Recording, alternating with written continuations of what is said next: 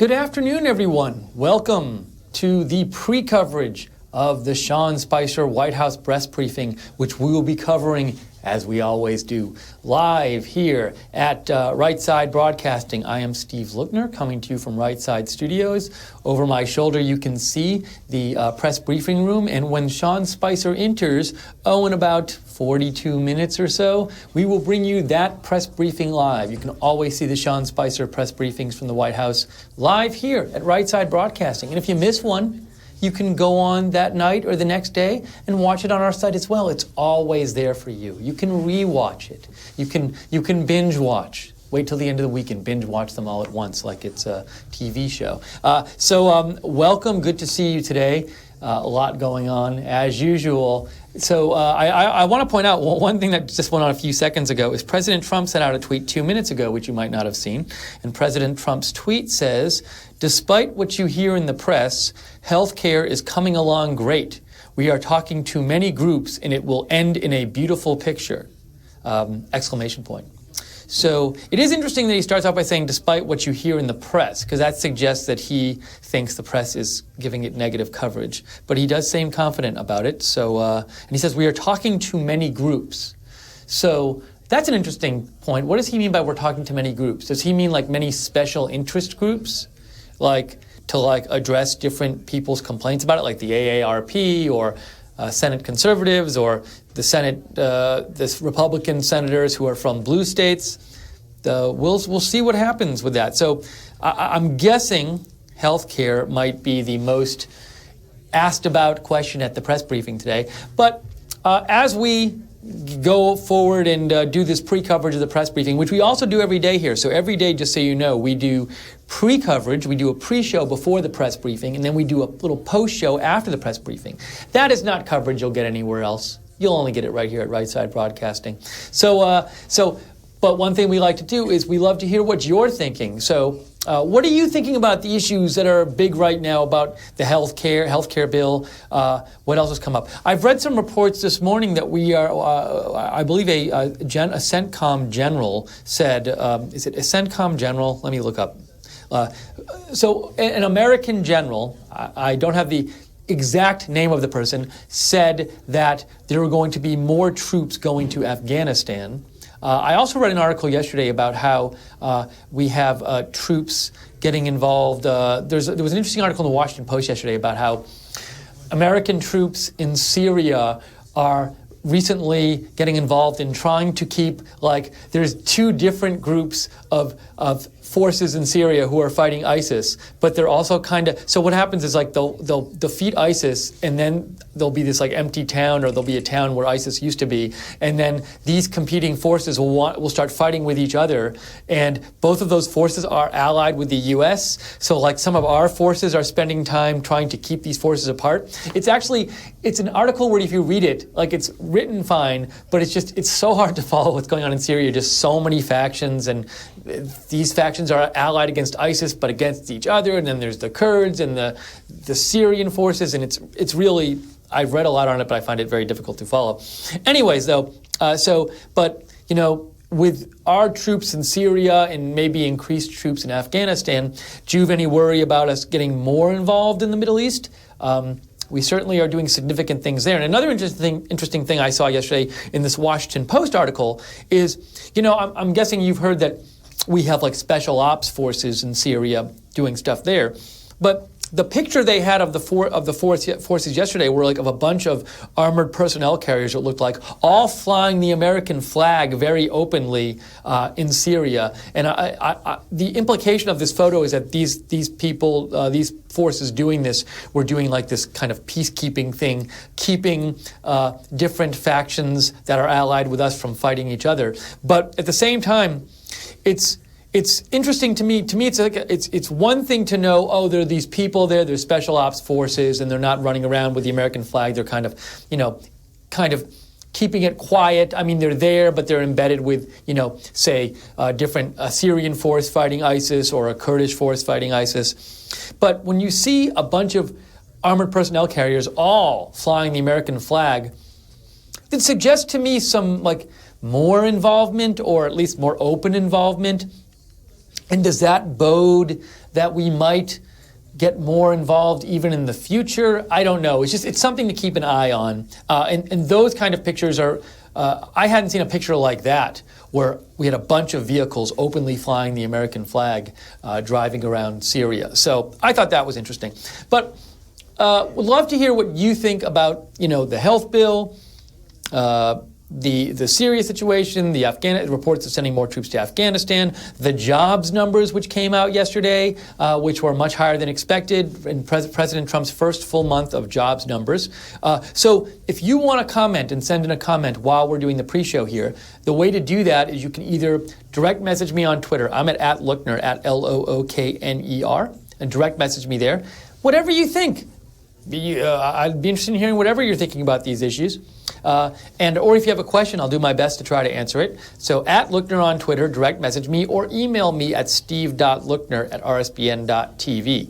And I'd be happy to read your question on the air. Want to know what you think about everything that's going on. Also, would love to hear what you think about the upcoming press briefing. So is there anything if you were a reporter, what would you want to ask Sean Spicer today? You can, you might not be able to be at the press conference, but you can send it to me and I will read it on the air, your proposed question for Sean Spicer. And how do you think, what did you think of the press briefing yesterday? What do you think of Sean Spicer's performance so far? Are you liking it? So anything related to Sean Spicer, President Trump, all the goings on in the world, would love to hear what you think as we approach this press briefing. And this briefing is supposed to come up in about 35 minutes right now. So it's supposed to be at 12:45 Eastern time, and it's 12:10. It's a little earlier today. It's been about 1:30, I think, Eastern the last couple days, and today they made it a little earlier. Other news that I noted last night was, I guess there was a report from Jim Sciutto on CNN that President Trump was going to start maybe having rallies in different states where he wanted to sell the health care plan. This was on Jim Sciutto's Twitter feed last night. So I guess Donald Trump was he spoke last night at some event, and he said that one thing he might do is start having some rallies in different states where to get his message out about the health care, Obamacare replacement bill. I think that'd be really cool if he did, and the more I think the president speaks and gets out there, the better. But Vice President Pence is actually reportedly visiting Kentucky this weekend, and he's going to be doing some kind of speaking about the health care bill, from what I understand. So we might see kind of a publicity tour in the next couple weeks from President Trump, Vice President Pence, maybe other Republicans. So we'll see what happens with that. Someone sent me a message, I think. Let's see. This was Susan J. sent me something that says, "Hi, Steve. I witnessed the president comment on WikiLeaks live." Is this really? So you're talking about there was or is a Julian Assange press conference. It might still be going on about WikiLeaks. If we can get this up, by the way, we will. So we're looking into that. If we can get it up on our site, we will. It says, it looks like somebody commented as President Trump, but I'm guessing this wasn't actually President Trump commenting on the Julian Assange press conference.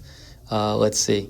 It says at real Donald Trump. It says at Donald Trump, REA. So it's not real Donald Trump. Anyways, thank you for the heads up, Susan. I will watch that later, that clip you sent me.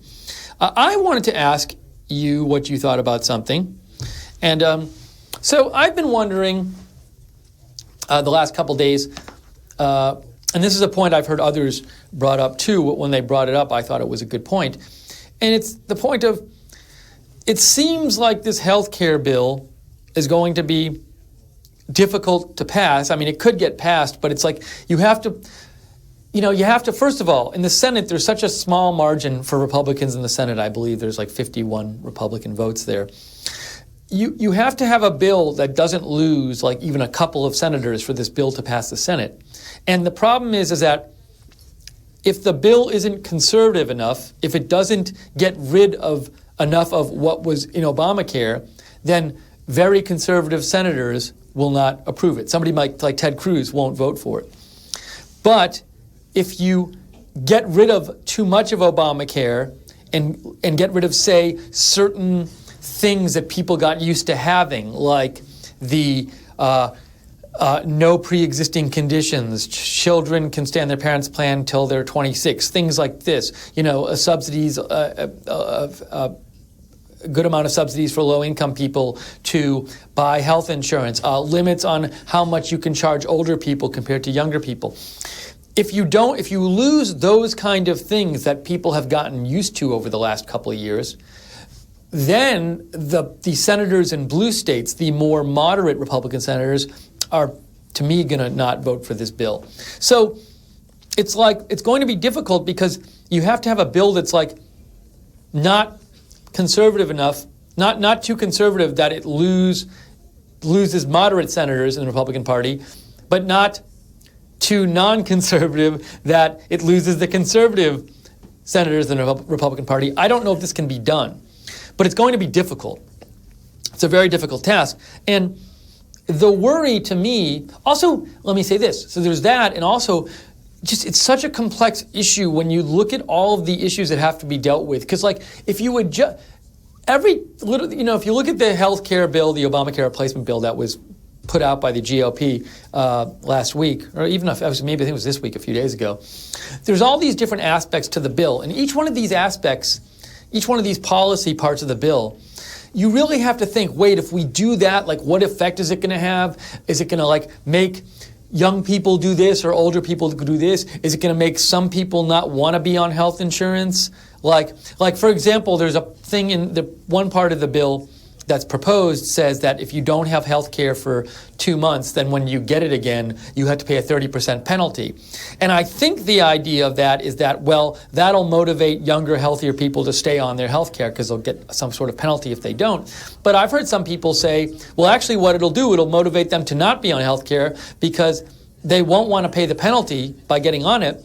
So it'll actually lower the amount of people who are younger and healthier getting health insurance. And there's so each of these policy parts of the healthcare bill, you could ask, what are the ramifications of it? And sometimes, what it's supposed to do doesn't actually do that, and then you got to do all the statistical analysis to figure out what'll happen. Will it increase tax revenue? Will it decrease tax revenue? So it's a really complex issue, and it seems like an issue that it'll take a while to figure out for a given proposed bill what exactly the results of that bill are going to be, what kind of changes should we maybe make to the bill, what kind of markups we make to the bill. So it just doesn't seem like a quick process. So given these difficulties with healthcare, I guess what I'm wondering, and again, I've heard other people say this and I agree, is why do healthcare before, say, infrastructure or corporate tax reform?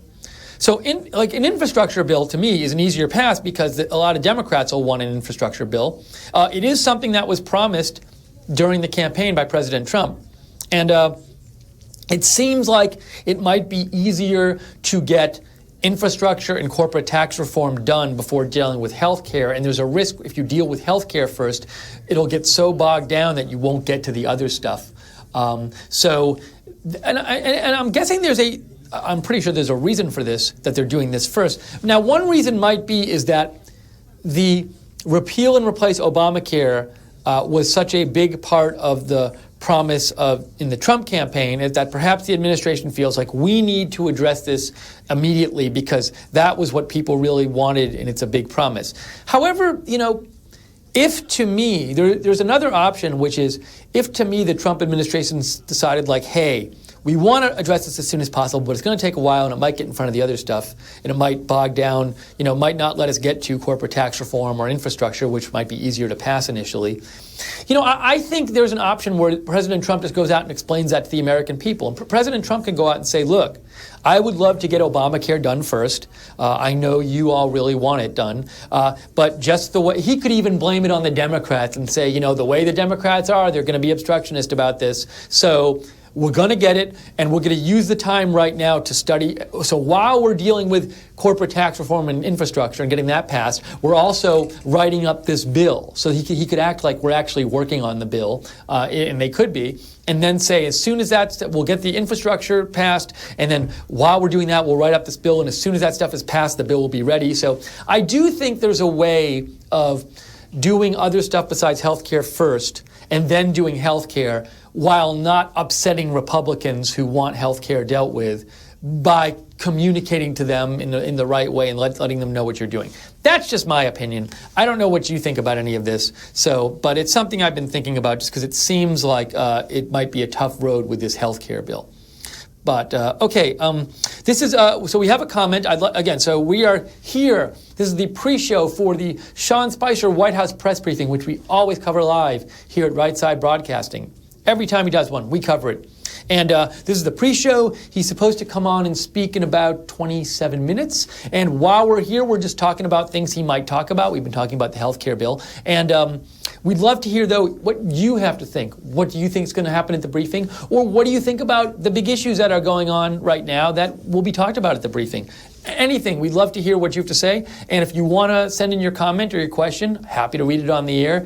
Either direct message me on Twitter. I'm at @Lookner, at Lookner, or you can email me at steve.lookner@rsbn.tv. That info is at the bottom of your screen. We have a comment from Kate Deplorable. Kate says, President Trump needs to do rallies and be open to public feedback. Dems have been out there trying to preserve Obamacare. So it sounds, Kate, like you want President Trump to do rallies, and you say something interesting here. You say, President Trump needs to do rallies and be open to public feedback.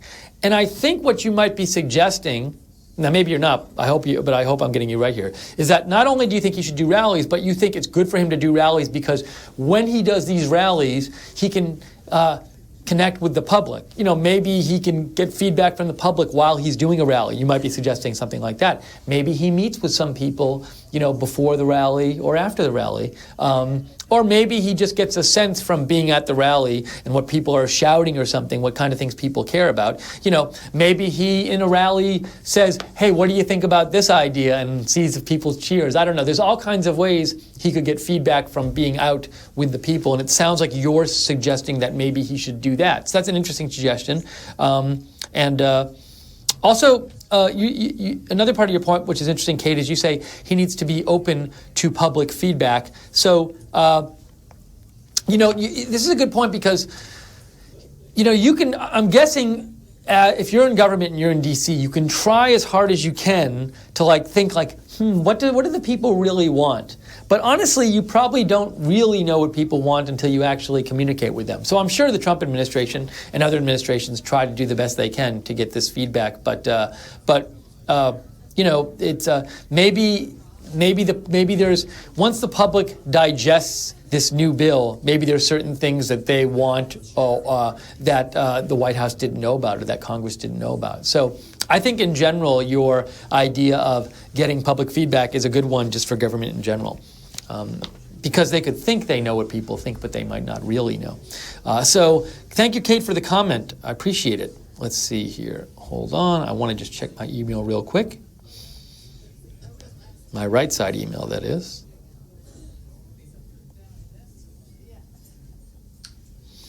Okay, so we have about 24 minutes till Press Secretary Spicer's press briefing. He will be carrying it here. We will be carrying it here live, as we do for all the press briefings. Looking forward to bringing that to you. I don't know if there's going to be a press briefing tomorrow. There wasn't one last Friday. Well, there wasn't one a lot of the week last Friday. I will say this. I'm quite happy.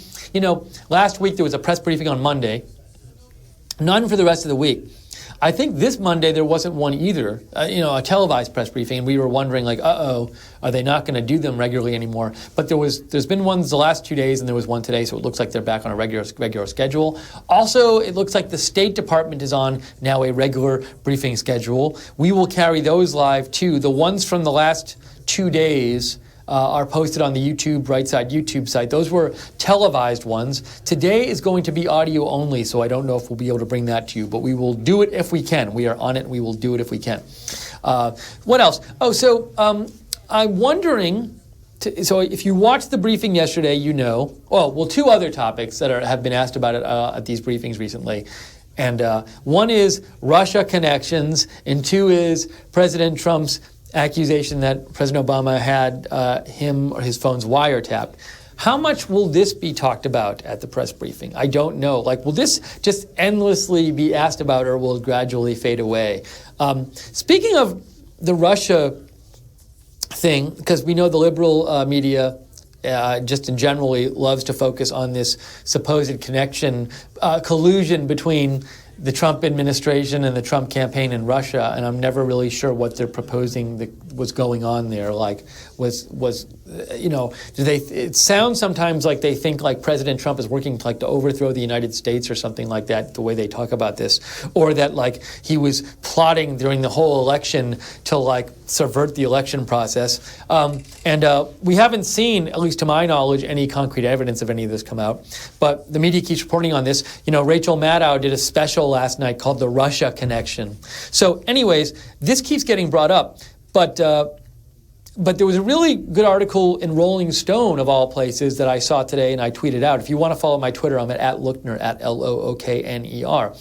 And this article made a very good point. And Rolling Stone is a very liberal publication. Like, they are constantly doing like expose articles, what they would call exposés, like that are very negative towards conservative and Republican political figures and political causes. So they're really liberal. But they did an article today basically saying that they thought the whole focus by the media on the left, well, I don't even want to say the liberal media, because it's like the mainstream media, although I would say they definitely lean liberal, but the whole focus of the media on, and Democratic politicians, on this supposed nefarious collusion between President Trump's people and Russia, they say that runs a big risk for Democrats.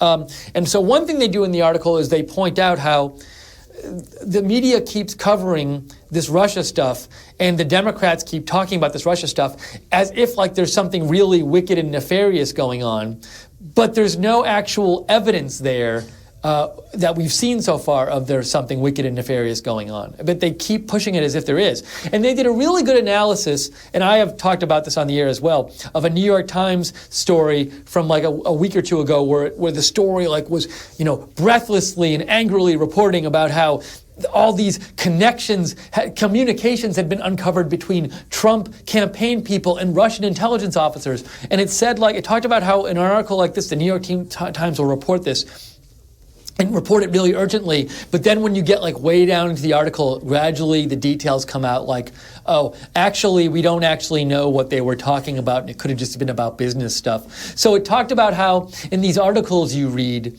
when you actually read down in the article, very often it starts saying, well, we actually don't know anything. It talks about what we don't know, and you realize like, oh, well then why are they so upset in the article and so urgent and so angry about this? And the article basically said like, if the Democrats and the media keep focusing on this Russia thing, and it turns out that there really was nothing to these Russia charges, that there was no nefarious collusion going on between the Trump campaign and Russian intelligence or the Russian government, that will cost a lot of credibility to the media and to Democrats. And also, what it will do is it will reduce their ability to be able to complain about President Trump and oppose him in the future. Because if President Trump does something, let's suppose President Trump does something that truly is complain-worthy. The problem is if they've laid themselves out there for month after month after month complaining about this Russia thing as if there's something there, and it turns out there's nothing there, then the next time they complain about something, the people aren't going to listen to them. So this Rolling Stone article said that there's a real risk for the Democrats and the media in covering the Russia story the way they have. And it's a really neat article. If you want to look at it, it's on, especially neat because Rolling Stone, a very liberal publication, wrote it. And I always like seeing people on the left or right, anywhere in the political spectrum. I like when people are independent about thinking and they're willing to not just toe the party line at all time, but willing to like willing to take an independent view and willing to criticize themselves or their side if they feel it's warranted. And this was a neat example of that. So my Twitter is @Lookner, @LOOKNER, and you can get that article there. I tweeted out about it this morning if you're interested in it. I thought it was an interesting article. Okay, so we have about 18 minutes now until Sean Spicer's press briefing. I'm looking forward to it. If before then you want to send in a comment or a question, let me know. I would love to hear, what are you thinking? What do you think about the healthcare bill? I'd like to know what you're hearing about that. We haven't talked about that in that much detail. We've been talking about the bill itself, but I haven't heard that much from you guys. What are you thinking about this proposed Obamacare replacement? Do you like it? Do you not like it? Is there something you'd like to see changed in it? Do you think it'll pass? Do you think we should be dealing with it? President Trump should be dealing with this now before infrastructure and corporate tax reform and other things? What do you think? So if you want to send your comment, either direct message me on Twitter at @Lookner, @LOOKNER, or you can email me at steve.lookner@rsbn.tv. Really interested in hearing what you think about these things. Hold on, I'm just pulling something up here. I also want to check. There was another Twitter thing I wanted to point out to you. Hold on. So this was another, I thought, interesting President Trump tweet that I just noticed. Somehow I didn't notice it yesterday. Obviously I subscribe to see what he's saying, but I didn't notice it yesterday, and I wanted to point it out to you if I can find it here. There we go. So President Trump also late yesterday, made a point of tweeting out about this jobs report. So you can actually see, let's see, I'll hold it up here if I can get it bigger. President Trump, if I do this, there you go. He tweeted out like a shot from Fox Business Network, where it shows the jobs numbers, where the anticipated numbers, the expected numbers for job creation numbers for February, his first full month in office, were 190,000. But the payroll company ADP reported yesterday that 298,000 jobs were created in February. So President Trump was emphasizing this on his Twitter feed yesterday, and one tweet said, this tweet here says, "Great news, we are only just beginning. Together we are going to MAGA, make America great again." And then he sent out a second tweet out about it an hour later, and it said, it was an article that says, "Real Donald Trump's first full month in office sees biggest job gain in years." So he sent out 2 tweets about this. So it's something, I knew this report came out, but I didn't know that he was talking about it on his Twitter feed, so he did.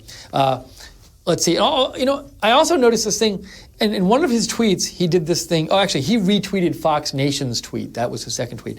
But I noticed this thing that I've started to see in tweets, and I guess it's okay to do now, where if you want to start off a tweet by saying @blah, blah, blah, like say you were writing a tweet about Mike Pence, and you wanted to say Mike Pence is great, and you wanted your tweet to be @Mike Pence is great.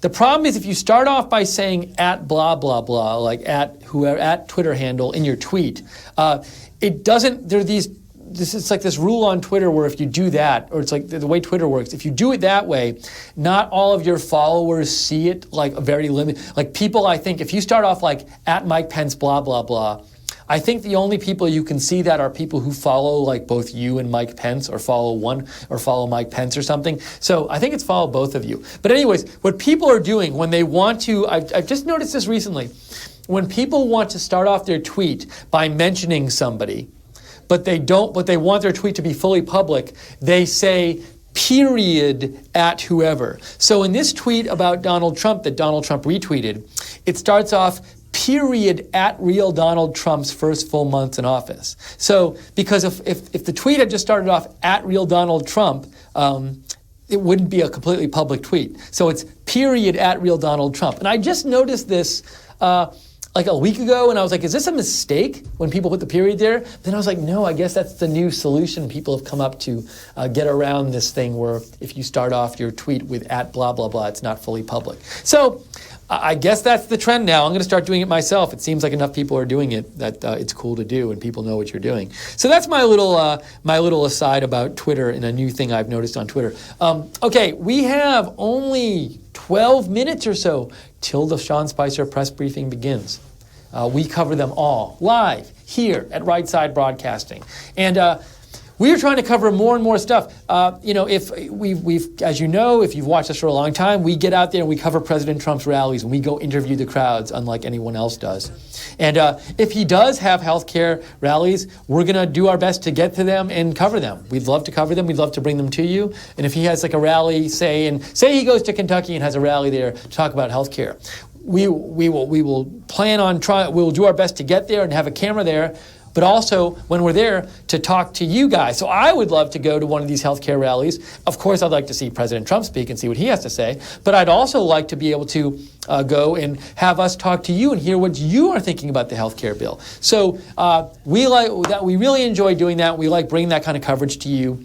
We want to give you an alternative here at Right Side to mainstream media coverage. So like when a breaking news event happens, we want to give you a place to turn besides, the big news networks, the mainstream media. And so we really enjoy being able to cover all these events, and we're trying to cover more and more. But to do that, unfortunately, costs some money. And we do not want to take money from big donors who are going to tell us how to run our channel and the kind of broadcasting we can do, because we want to provide a genuine alternative to you, and we also want to do the kind of programming we think you want, rather than have to do some programming we think that a big corporation wants or a big donor wants. So right now, we have not taken any big donations from people who want to control our programming, but that means that, that it's harder for us to survive, and we really do survive in significant part thanks to your support. So if you like our coverage and you've enjoyed our coverage, or you're enjoying it now, and you feel like helping out, we'd really, really appreciate it, even if it's a small donation. If you want to donate to Right Side, one way you can do it very easy is at YouTube, in the chat room there next to the video. If you're watching on YouTube, below the chat room, there's a $sign. If you click on it, it makes it very easy to donate. It'll show you how to donate, even a small amount. Every little bit helps. And thank you to everybody who donated yesterday and in the past. Obviously, you've kept us in business and kept us being able to bring this coverage to you. So that's one way to donate. Hit the $sign, the Super Chat. It's called the Super Chat $sign in the chat room. The other way to donate is go to rsbn.tv/donate. And if you want to follow RSBN on Twitter, to get the latest updates, go to @RSB Network and follow Right Side Broadcasting on Twitter @RSB Network. Let's see, we got about 10 minutes. Oh, and thank you to the moderators. I say it every day, but it deserves to be said every day. Thank you to the moderators for all your hard work moderating the chat room. Really appreciate it.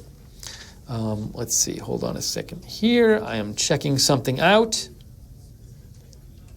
This is a message from Wiretapping. Wiretapping says, I give credit to Rolling Stone as a quite... sorry, I thought you retweeted my tweet. I thought you were sending me a message, Wiretapping. I was like, that sounds familiar, so Wiretapping retweeted my tweet. Thank you. If we have about 9 minutes left until the Sean Spicer press briefing. As soon as he comes in, we will go to it live. I believe it's over my shoulder right now, but we will go to it full and live when he comes in. Very excited for it. Until then, if you have any comments, we'd love to hear what you have to say about the press briefing, what you're thinking might happen, what you want to see asked, what you think about the issues of today. The big issues. We have the healthcare bill, obviously, is the big one. The announcement that more troops might go to Afghanistan. I heard that just a little while ago. What are your thoughts on these? Let me know. Direct message me on Twitter. I'm at @Lookner. Information is down there. @Lookner on Twitter, direct message me, or email me at steve.lookner@rsbn.tv. There was something else I wanted to talk about. Hold on for a second. I also should check, what happens is I come on here and we're on for a while, and then I forget to check my news feed, so I don't want to miss any news. This is actually something I think is neat to talk about. I tweeted this out, I think yesterday. There was a Suffolk University poll, a favorable, unfavorable rating poll, which came out a couple days ago. And was very intrigued by this. And this is something where I posted about it on my Twitter too, so if you want to find this poll, I retweeted this. Steve Kornacki, originally from MSNBC, tweeted this poll out, and I retweeted him. It's from Suffolk University, and if you want to find this, go to my Twitter, @Lookner, @LOOKNER. But I'm going to read you the results of the favorable, unfavorable rating. This poll was taken just a few days ago, and it talks about, and I think the results are quite interesting. Here's the favorable, unfavorable. Mike Pence, favorable 47, unfavorable 35. Donald Trump, favorable 45, unfavorable 47. GOP, favorable 37, unfavorable 48. Media, favorable 37, unfavorable 50. Democratic Party, favorable 36, unfavorable 52. Hillary, favorable 35, unfavorable 55. Congress, favorable 26, unfavorable 52. And one of the reasons I think this is a kind of a neat poll is it's just from the media coverage of Donald Trump, you would think he is just, his popularity is tanking and everybody hates him. And he's like the most hated person in the country sometimes when you watch some of this coverage of him. But this poll by Suffolk University, it shows his favorability to be significantly above the Democratic parties, significantly above Hillary's, and significantly above Congress's. And this is not a poll that was taken before he took office. This is after all the stuff that people have been criticizing him for in the media. So, I do think there definitely was a disconnect between the media perception of how people saw Trump before the election and how the general public saw President Trump before the election. We know that that was the case.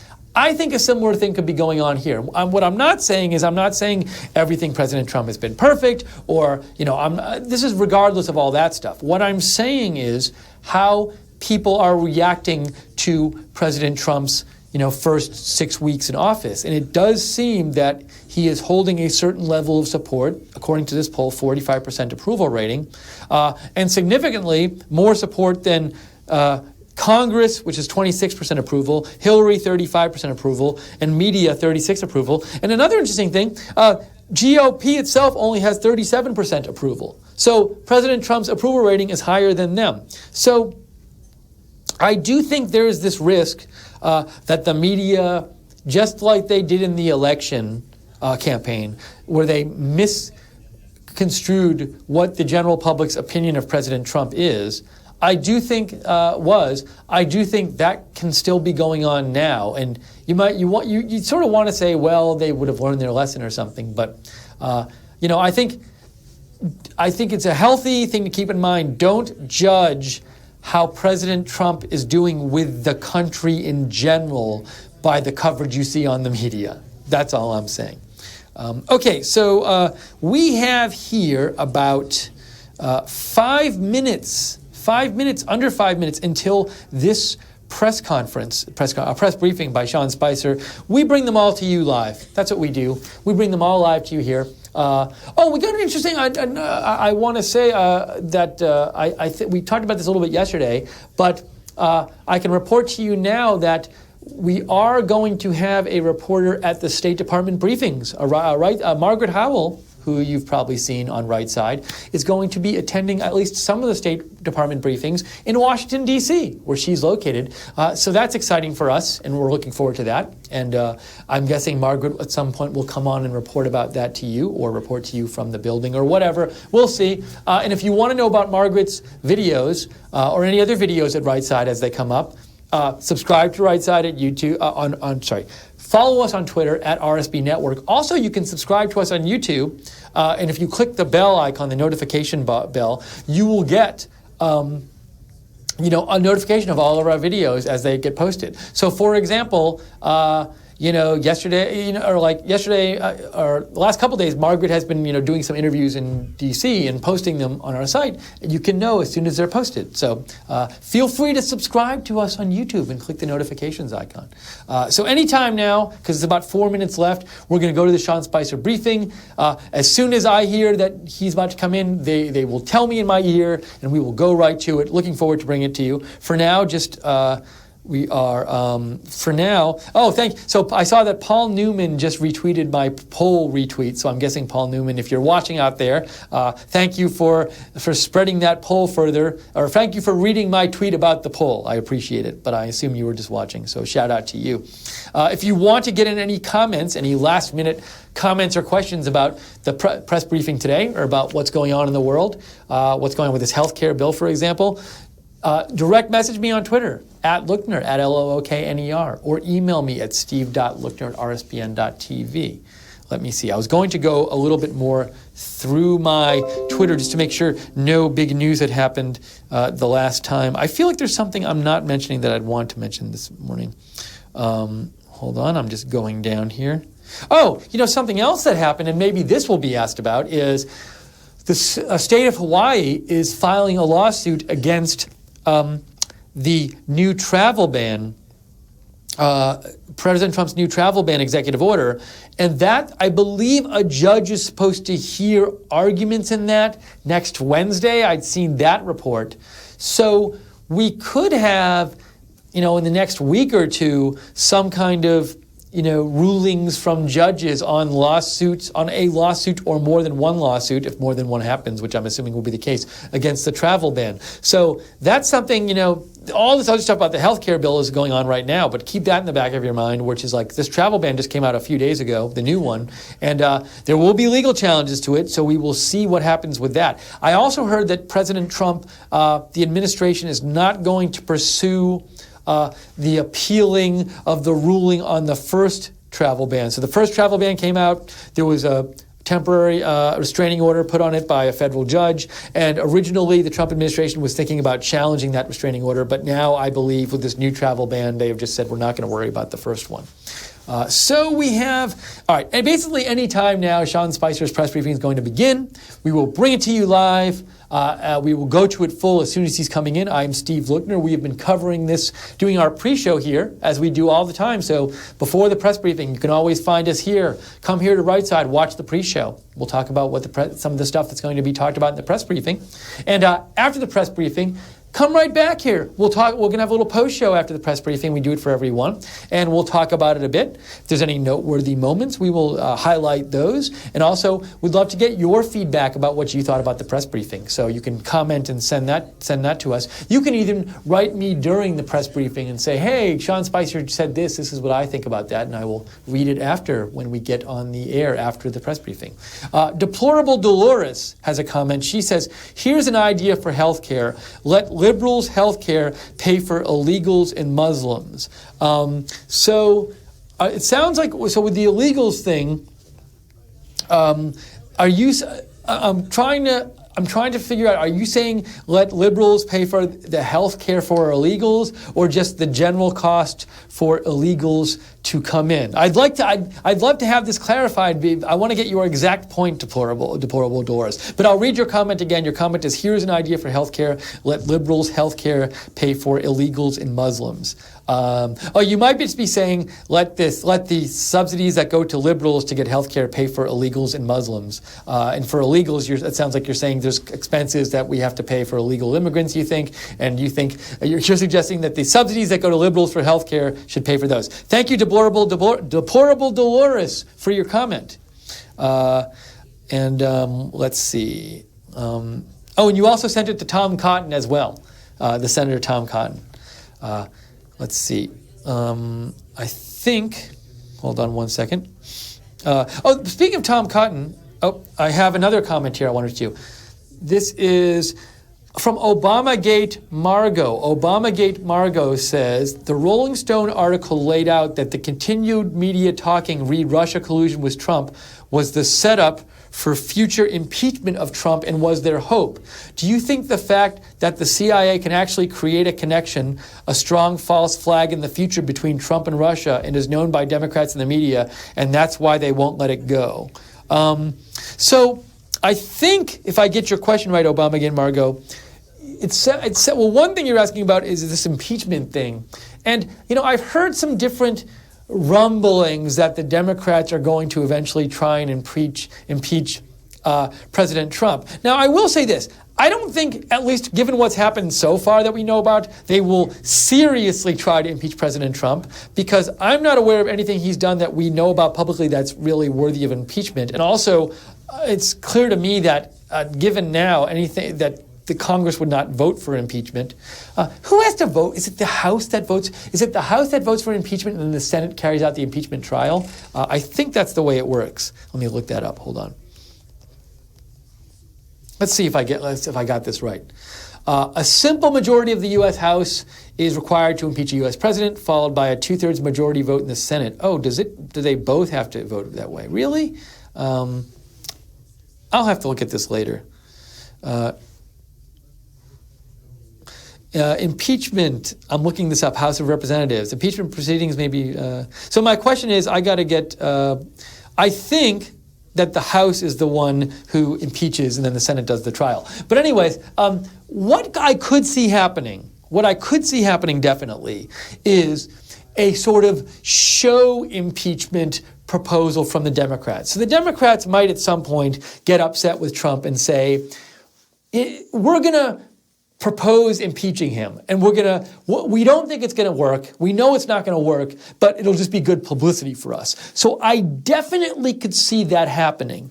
But if that happens, I don't think it would really be a serious attempt to impeach the president, because I think it would be more of like, hey, this would be a good PR move. In the same way, sometimes you see people in Congress on one side or the other, they will filibuster when they know they're going to lose eventually, but they just like take a stand on something and they talk about it all night just to make a point. They're not really trying. They don't really think they're going to actually be able to stop the bill from passing. I could definitely see in the future at some point Democrats making a show of proposing impeachment. I don't know if they're allowed to bring it to a vote. Can it be brought to the vote if the speaker doesn't want it brought to a vote? I don't know. But anyways, but they could certainly propose impeachment, I would think, and make a big show of this, even though they know it would never actually get approved. So that's something I could see happening, Obamagate, Margot. We'll see what happens. Once again, we are just right now moments away. And sometimes, by the way, we just go on the start time that we're given by the White House. But with these things, they can always be a few minutes late. So Sean Spicer, at any moment, we should be walking into the press room and we will start the briefing and we will bring you that coverage live, Right Side Broadcasting. We always do. It's the place to come for Sean Spicer briefings and a lot of other stuff as well. And if you miss it, if you miss a future one, always know that you can go back.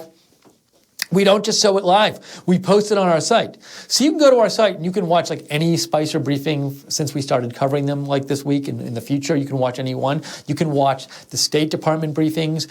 We post very frequently, like we had Nikki Haley's statement about North Korea, UN Ambassador Nikki Haley. We posted her statement yesterday. You can watch that. We posted Secretary of Commerce Ross made a statement a couple days ago where there's a Chinese company that was building electronics with U.S. parts that weren't supposed to go to Iran because we have sanctions on Iran, and they were building these products with U.S. parts and then selling the products to Iran, which violated U.S. sanctions. And there was a giant penalty, over $1 billion they had to pay. And Secretary of Commerce Ross announced that. We had that announcement on our site, and you can go watch that now. So kind of fun if you're interested in politics stuff, interested in what's going on with the Trump administration. Take a look around our site if you haven't lately. Search around the YouTube site, Right Side Broadcasting, and I think you'll find a lot of neat stuff to watch. Also, you can go back and watch all the speeches from CPAC. Steve Bannon did a whole presentation with Reince Priebus. That was really interesting because you don't see Steve Bannon speak in public much. Go back and watch that if you hadn't. There was a Ted Cruz conversation, which a lot of people liked. You can go back and watch that. So go back through the archives. We encourage that. Or if you want to go see one of the past Trump rallies, they're all up there for you to see at Right Side Broadcasting. And again, we love bringing you this coverage, and we want to bring you even more and bigger and better programming here at Right Side because we think there's a need for this kind of programming. There's a need for a genuine alternative to the mainstream media for people like you. We want to bring it to you, but we're not taking big donors who are going to control our programming, so we really rely on you to help us out and keep us in business and keep us growing. If you'd like to donate, we always appreciate donations. I can't say how much, I can't oversay or overemphasize how much we appreciate your donations because they really do allow us to do this programming. If you'd like to donate, even if it's small, click on the $ below the chat room in YouTube. There's a little $ there. Or you can go to rsbn.tv/donate. Okay, what else? So any moment now, I will have in my ear, hey, we're going to the press briefing, and we will go right to it. Also, just know, any other breaking news that comes up, we will be here covering it. So over the weekend, for example, when President Trump tweeted out the accusations about President Obama wiretapping, we came on live. We did live coverage, and we did, I think, I think we did more initially than the networks did, but there's been plenty of times when we cover things that the networks don't cover, or they cover in a very small fashion, and we cover it in a much bigger fashion because we want to. And also, I do think when we cover breaking news, we cover it in a different way. So if you haven't watched our breaking news coverage, you can go back and watch any of our recent breaking news coverage. It's up there. But know in the future, if there's breaking news, give us a try. Click. I'm guessing if there's a big breaking news story, we will be covering it. So go to Right Side and check it out. And also, what we love to do with breaking news is get your feedback on the breaking news when it's happening. That's something that you don't see on the mainstream media. Let's see here. Let me check something real quick.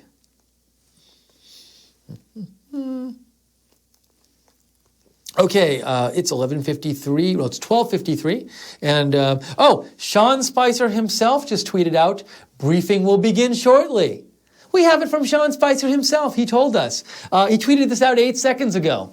So there. If you want to follow Sean Spicer on Twitter, he's at @PressSec, at PRESSSEC. If you want to follow me, I'm at Lookner, at LOOKNER.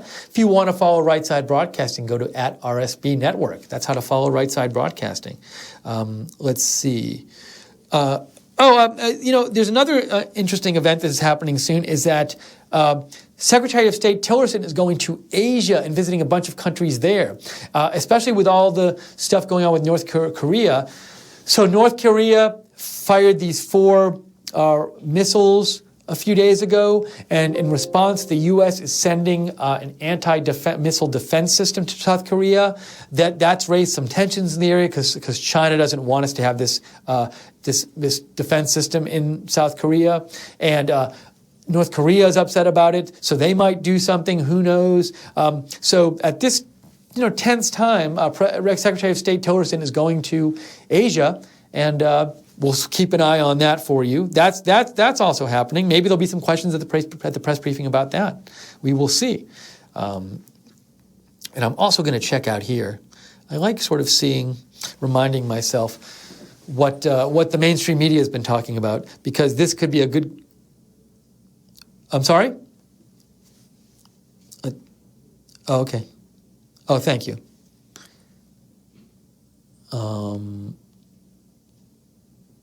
Okay. Thank you. I assume you don't want me to read this, by the way. Or read it? Do you want me to read this? On the air? Okay. So this is the one, the Acting Attorney General Sally Yates. Is that this one? That's a different one. This is the one you just sent me.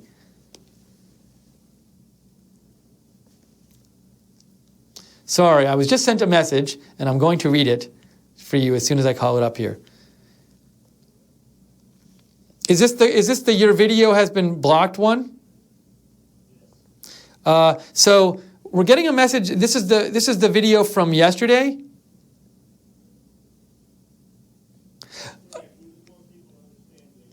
Oh, why it's been blocked. Okay, so I get it now. Sorry, it took me a second to get what's going on. All right, so if you're looking for the Department of State press briefing from yesterday, which we posted, it's temporarily not up on our site. The reason is that, so these videos, the Department of State one we get from the Department of State website, and on their site they have a policy that says that you are allowed. If you go read their use policy, it says that because it's federal government, this roughly speaking, because it's federal government, there's no copyright restrictions on the actual briefing video that they're putting on their website. Yet our video has been blocked because what happens is it's this complex thing, but to make it a little simpler. Somebody will upload this video to YouTube, and YouTube will see somebody else upload it and be like, oh, they own the video.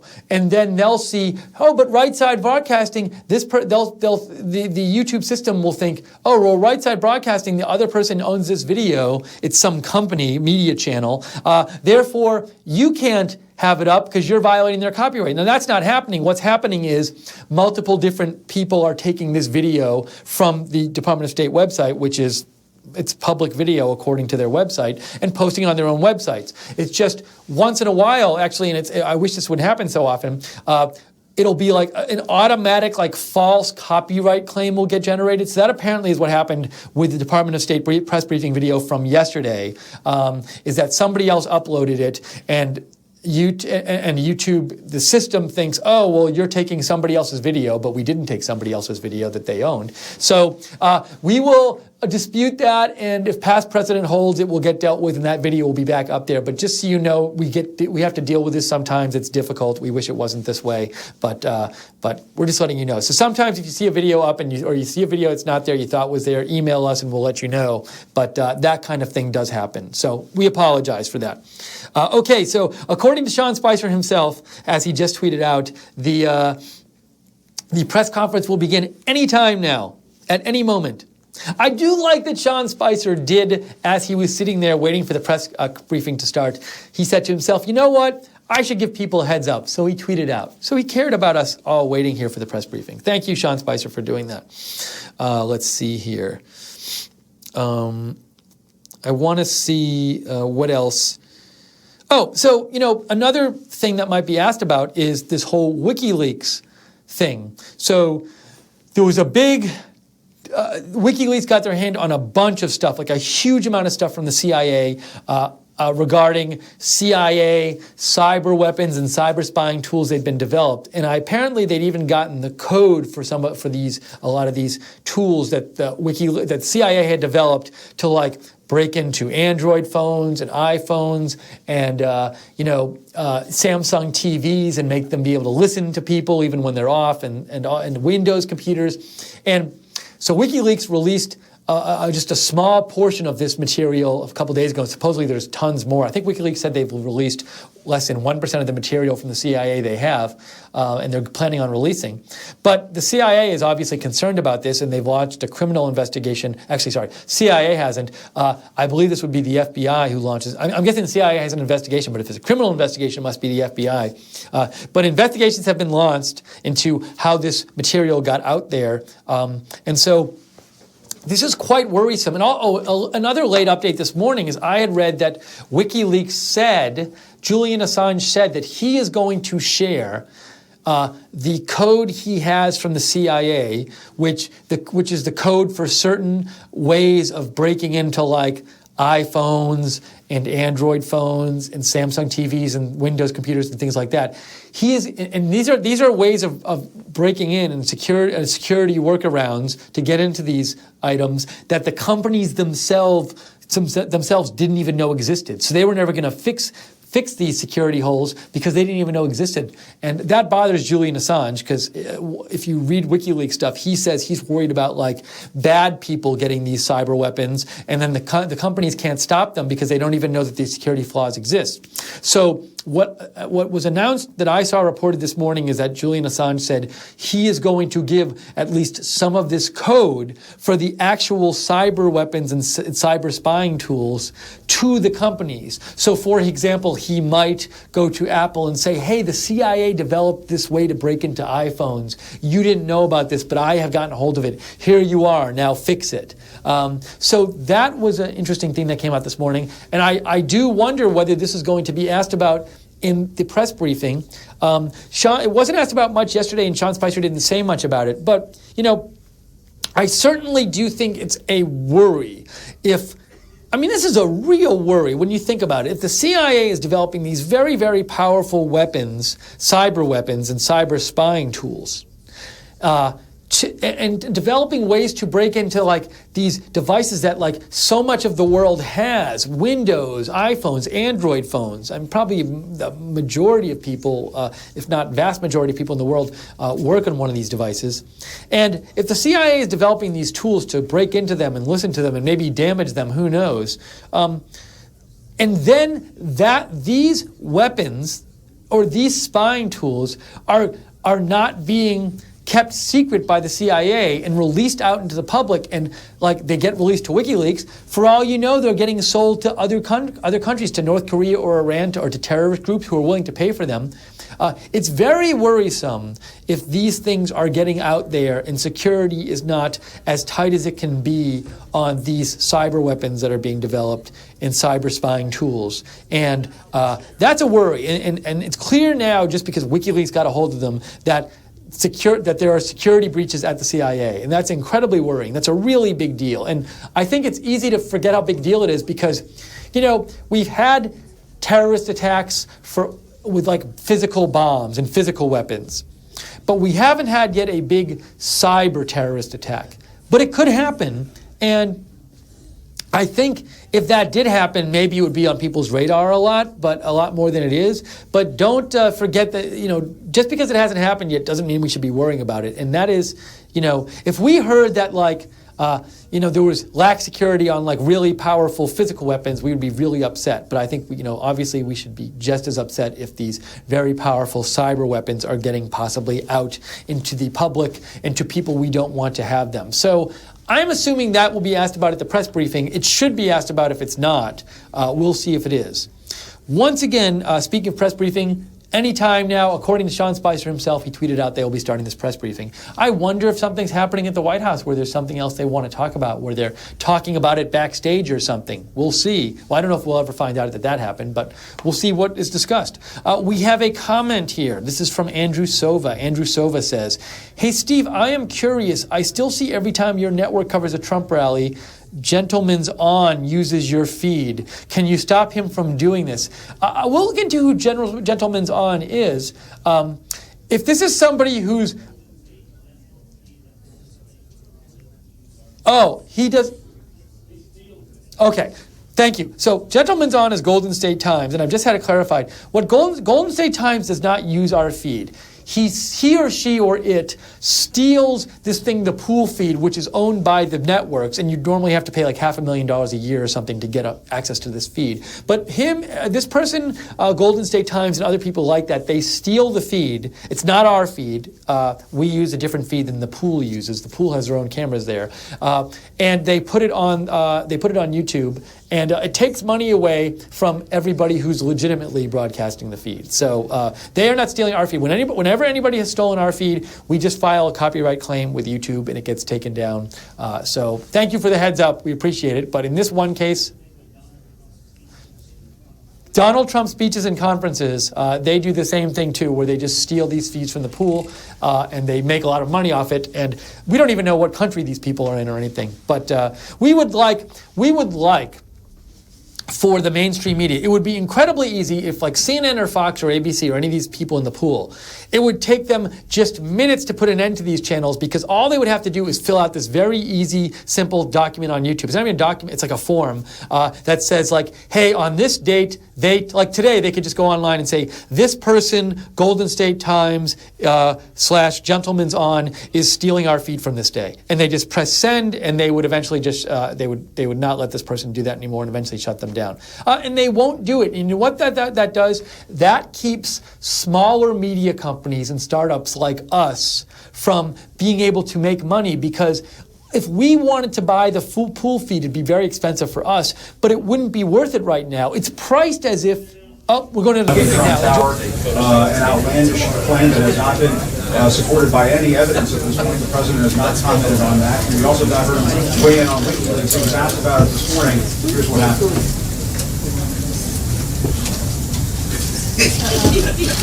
Whenever you're ready, Jim. Sean, can you wait just a few minutes? Yeah, absolutely. You go ahead. Whenever you're ready. Thank you to CNN viewers around the world. Good to see you guys. Thank you. Good morning, everyone. It's nice to thank you. Well, appreciate the John Roberts fact checking from the seats. Good morning. Good afternoon. It's not my fault. It's on the paper. After receiving his daily intelligence briefing this morning, the president led a National Economic Council listening session with CEOs of small and community banks. Since 2008, the number of small banks has declined 30%. The dramatic increase in regulation following the financial crisis has been a major driving force in the decline of these banks. Dodd-Frank alone has resulted in 22,000 pages of new regulations. While large banks can hire armies of compliance officers whose sole purpose it is to ensure they meet the ever-growing number of regulations, it increases the cost of doing business for community banks, leading some not to engage in some forms of lending or simply due to the time and costs involved. Our community banks are key funding sources for small business owners, entrepreneurs, farmers, and ranchers across the country, many of whom can't qualify for traditional loans. They provide approximately half of all loans to small businesses. By reforming the regulatory system so that it is efficient, effective, and appropriately tailored, we will stop treating these critical institutions in our communities the same as banks that have exponentially more in assets, enabling them to engage even more with small businesses and entrepreneurs that stimulate local economies. The banks participating in this listening sessions are members of the American Bankers Association and the Independent Community Bankers of America. A full participant list is available to those who are interested. Yesterday, I noted the continued signs of good news in our economy in terms of hiring, and their morning reports showed that consumer comfort has risen to the highest level in a decade. I'm sure last night you also saw the report that illegal southwest border crossings are down by an extraordinary 40%, a significant deviation even when you consider the seasonal trends. These measures reflect that both the economy and the border are already responding to the president's agenda, even while we're still in the beginning stages of putting his policies in place. The country and the world are clearly ready and waiting for the change the president campaigned on and is already delivering. Right now, the president is holding a legislative affairs lunch with OMB Director Mulvaney and key members of Congress on his plans for the federal budget and repeal and replace that we've talked about. This is just the latest opportunity to continue the dialogue between the president and members on Capitol Hill on turning his ambitious agenda into action. The strong relationship between president and congressional leaders will be key as the budget process moves along. As Director Mulvaney has been saying, our budget blueprint will be released in mid-March, and the president is working collaboratively with both his cabinet and Congress to create a budget that keeps the president's promises to secure the country and make the most efficient use of taxpayer money. In attendance at the meeting from Capitol Hill are Senator Crapo, the chairman of the Senate Banking Committee, Chairman Cochran, the Senate chairman of the Senate Appropriations Committee, Senator Mike Enzi, the chairman of the Senate Budget Committee, Senator Bob Corker of the Senate, the member of the Senate Budget Committee, Congresswoman Black, the chairman of the House Budget Committee, Congressman Thornberry, the chairman of the House Armed Services Committee, Congressman Jim Jordan of Ohio, Congressman Meadows of North Carolina, the chairman of the House Freedom Caucus, and Congressman Rokita of Indiana. Later this afternoon, the president will meet with former Secretary of Commerce Pete Peterson. Then the president has a meeting with Secretary of Homeland Security Kelly and the director of the CIA, Mike Pompeo. And finally, the president will make remarks to the Senate Youth Program around 4 o'clock today, a tradition that began with President Kennedy and has continued through every administration. The president's honored to be speaking to this distinguished group of young men and women who are interested in pursuing careers in public service. I also want to mention that right about now, the vice president is giving the keynote remarks at the Latino Coalition's Policy Summit. His remarks focus on the particularly negative impact of Obamacare on small businesses, many of who've been unable to hire more workers or were forced to scale down their operation due to high taxes and burdensome requirements that were imposed by the law. The president's dedicated to improving health care system for every American, including small business owners who've especially have had to suffer through complying with thousands of pages of regulations and rules. That's exactly why he's working with Congress to enact the American Health Care Act, which he was glad to wake up this morning and see approved by the House Ways and Means Committee. Also today, the president was pleased to see his ambassador to Israel, David Friedman, voted out of committee. We had hoped to see Seema Verma, who would be confirmed as the administrator this week as the administrator of health centers for Medicare and Medicaid services at the Department of Health and Human Services. Unfortunately, Senate Democrats continue to unnecessarily delay her confirmation. At this critical time, while we're talking about health care, it's ironic that they refuse to consider someone with such amazing expertise in this area. Seema Verma has worked for over 20 years in healthcare policy. She has redesigned Medicaid programs in several states, including Indiana, Iowa, Ohio, and Kentucky. She's worked with governor's offices, state Medicaid agencies, state health departments, state departments of insurance, as well as private companies and foundations. She's unquestionably and uniquely qualified for her position, and especially now that health reform is at the top of the president's agenda, it's time to get her in place. This delay by Senate Democrats at this critical time is unacceptable.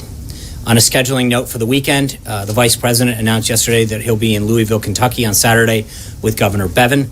The vice president's office will have further details for you on that trip as we get closer. Finally, I want to take a moment to acknowledge that today is the 10-year anniversary of the disappearance of former FBI agent Robert Levinson from Kish Island, Iran. The Trump administration remains unwavering in our commitment to locate Mr. Levinson and bring him home. The Levinson family has suffered far too long, and we will not rest until his case is resolved. And with that, I'll take your questions. Hallie Jackson. I got a couple of topics for you, if you don't mind. Of course. Julian Assange, as the CIA has lost control of its entire cyber weapons arsenal. Does the president agree? I think, as we've commented before, there's grave concern that the president has about the release of national security and classified information that threatens and undermines our nation's security. Obviously, he believes that the systems at the CIA are outdated and need to be updated. We are not commenting on the current situation as is U.S. government policy, but I think the situation technology-wise at the CIA, the president's acknowledged, needs to be updated. The CIA put out a statement regarding the current situation. I would refer you to that. Two just follow-ups on that. Is he going to talk about that with Mike Pompeo today? He gets a daily briefing from the director, and I'm not privy to the contents of his discussion, but obviously issues of national security, including that, are probably something that gets discussed. And then some Republicans have said Julian Assange should be in prison. Does the president agree? I think the U.S. government's had a position on Julian Assange's position in the past, and I don't see anything that's changed that. He has compromised in the past and undermined our national security, and I think I'll leave it up to the Department of Justice to further comment on their disposition of him. John. The second topic was on healthcare. Second two topics. So, interview, not a press. Get this one. The president tweeted just a little bit ago that he believes that healthcare is coming along great. We've also been watching Paul Ryan deliver a pretty lengthy PowerPoint presentation, aimed at convincing Republicans to get on board this plan. Isn't that a sign that healthcare is not actually coming along great? I think anybody who's been in Washington for a few days or longer recognizes that any major piece of legislation takes a lot of explanation. The president's been very committed to talking to members of Congress. He had another meeting last night. Something as complicated as this that deals with 1/5 of our economy, and there was a major takeover of our healthcare system, isn't a simple thing. It's a major, complicated piece of legislation that's got three prongs to it. And this is the first one, the reconciliation piece that starts to chip away at finally repealing Obamacare. When they passed Obamacare, they rushed it so quick, they gave the then Secretary of Health and Human Services great authority to enact certain aspects of it. That would be our phase two, is having Secretary Price go through the pieces of Obamacare that he has been given the authority to when they passed it, to help unwind a lot of the things they did. And then phase three is stuff that has to be done through other pieces of legislation that does stuff like allow people to sell insurance across state lines, that allows small businesses to pool. So there's a lot of facets to getting this pushed through. And I think that one of the things that we've been able to do quite effectively is talk to members, especially in the House, but the Vice President's been very active on both sides of the chambers, or both chambers, to communicate how this is a comprehensive strategy in three prongs to repeal and replace it with something more effective. Will you, for example, roll back Medicaid expansion freezing until 2018? Look, Hallie, I think this is going through the process of it's working its way through Ways and Means. Today there's a markup in the House Energy and Commerce Committee, and I think that's where we're going to continue to see action in the House. And then when it goes to the Senate, the President will continue to engage very actively with the House and the Senate to get this done. Sean, what is... I didn't call Sean, thank you, Sean. New York City First Lady Chirlane McCray said in a statement that Donald Trump should keep his hands off women's bodies, women's health care, and Planned Parenthood, which has done just fine without President Trump's advice. I wanted to know what the response from the White House was on this. Well, I mean, with respect to Planned Parenthood, specifically, the president's very clear that he's pro-life. We've worked with them to talk about making sure that there's a difference between taxpayer funding of abortion and women's health services. We have, and the president has committed to making sure that funds for women health community centers is going to be reflected by a substantial increase in his budget. He's committed to doing that, and he's trying to figure out a way to make sure that the focus of taxpayer money is spread towards community centers that provide vital health services to women, and that we're not using taxpayer funds for abortion. John Roberts. Just want to follow on Hallie in an unrelated topic, just so you're prepared. On health care, Senator Tom Cotton of Arkansas today sent out a series of tweets in which he basically said this is dead on arrival in the Senate. Go back to the drawing board, adding that it's absurd for the committees to be voting on something that hasn't even been scored yet. What does the president think of what Senator Cotton said today? Does he plan on having a conversation with him? Well, we're going to engage. He has talked to Senator Cotton. We'll continue to talk to any senator that has questions or concerns or ideas. It went through the Ways and Means Committee last night. I think they started at something like 10:15 yesterday morning. It is an 18-hour. I don't believe he's talked to Senator Cotton. He's meeting with members right now, as I just mentioned. He had dinner last night with Senator Cruz. He's continuing to work both sides of the aisle, both chambers. As I mentioned yesterday, I think you're going to see a very aggressive, a very robust push. We continue to have the team out talking to local media, local radio, op-eds placed, talking to local leaders. We believe that the more we talk about the comprehensive three-prong approach that we have to doing a lot of the things that conservatives have talked about, to bring back cost containment, to get people to be more patient-centered in the healthcare decisions they make, allow more choices, is going to bring people on board. But the thing that's really interesting, John, about the current approach is that no matter where you are, especially on the conservative side, you cannot possibly believe that the current healthcare system is an effective program. It is a monstrosity. It is a government gone wrong. And I think I understand that this is the way. And I think that we will continue to engage with him and other members of the House and Senate that have ideas. But it's going to continue to work its way through the process. As I mentioned, it went through the House Ways and Means Committee. It's currently going through the House Energy and Commerce Committee. When the House passes it and it goes over to the Senate, I'm sure Senator Cotton and other senators will have an opportunity to have their say. That's part of the process. We welcome his ideas and his thoughts, as we do with other senators. But the president has continued to do tremendous outreach, and our staff has continued to do that. Mick Mulvaney's been on the Hill. Vice President Pence had maintained a very aggressive schedule, as well as other members of the administration. And we're going to get this thing passed with all of their input and ideas. Was the president aware that Lieutenant General Michael Flynn was acting as a foreign agent when he appointed him to be the National Security Advisor? I don't believe that was known. I would refer you to General Flynn and to the Department of Justice in terms of the filings that have been made. Had the president have known that, would he have appointed him? I don't know, John. That's a hypothetical that I'm not prepared to ask. I don't know what he discussed prior to being appointed in terms of his background, his resume, his client base. I don't know any of that. I know that from what I've read that he has filed the appropriate forms with the Department of Justice, and I think you should ask him and subsequently them if you have any questions about the specific filing. John Cotton. Just following up on Senator Cotton, he told me just a short while ago that he believes that this bill might actually make things worse than the current Obamacare. What do you say to Senator Cotton? I respectfully disagree, and I think that I hope we have an opportunity for the team to continue to not only talk to him about what we're trying to do and how we're trying to do it, but that we'd love to hear his ideas. I mean, this isn't, as I mentioned the last couple of days, we're not jamming this down people's throat. We're welcoming ideas and thoughts. We think this is the vehicle to restore a patient-centered healthcare bill to drive down costs. And I think Senator Cotton clearly recognizes that the current version of healthcare that's out there right now is not sustainable. And so we welcome his input into this process.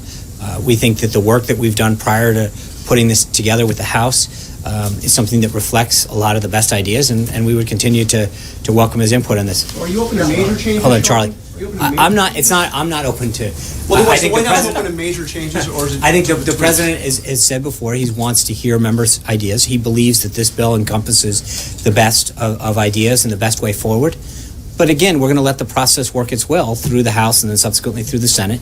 And if members have ideas, we want to hear them, want them to be part of it. This isn't getting jammed through, and we welcome that. And that's why the president continues to meet with folks. He met with individuals yesterday. He's going to meet with them today. He's going to be hitting the road. He wants to hear members of Congress, outside groups, physicians, healthcare providers, patients. But he wants people to have an input in this to make sure that we have the best possible bill that serves their needs, and that we don't look back like we do now with Obamacare and say, I wish we had done this right.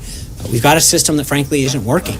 And I think that no matter where you are on the political spectrum, you've got to admit that either you or a loved one or a friend or a colleague isn't getting the care they deserve or isn't paying what they thought they'd be paying. And I think we have to do this right so that we don't look back the way we do now and regret the way that it was done. Charlie. Senate and House conservatives said that they want a sort of a return to the 2015 Obamacare repeal effort. If that effort landed on the president's desk, would he sign it? I think the effort that's going through right now is the vehicle that's is what people are on board with. I think one of the things that we have to remember is that the process, this three-pronged progress, is done for a particular reason.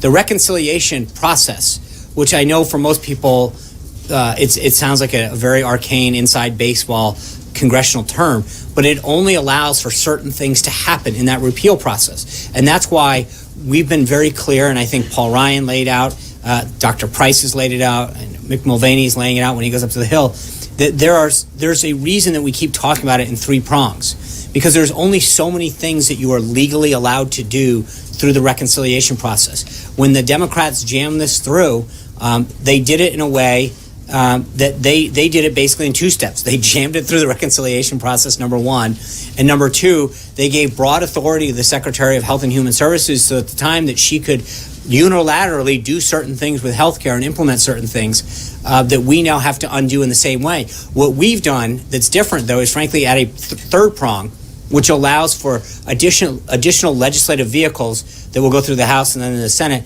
that will allow some of the core conservative principles that we've talked about for, frankly, decades, about allowing more competition, allowing people to pool, allowing people to do things that we think will allow lower prices to come out of the process. And I think that's a big difference in how... So if repeal lands on the president's desk, he would not He sign it? is going to land on his desk because we're going to go through this process. Repeal without replace.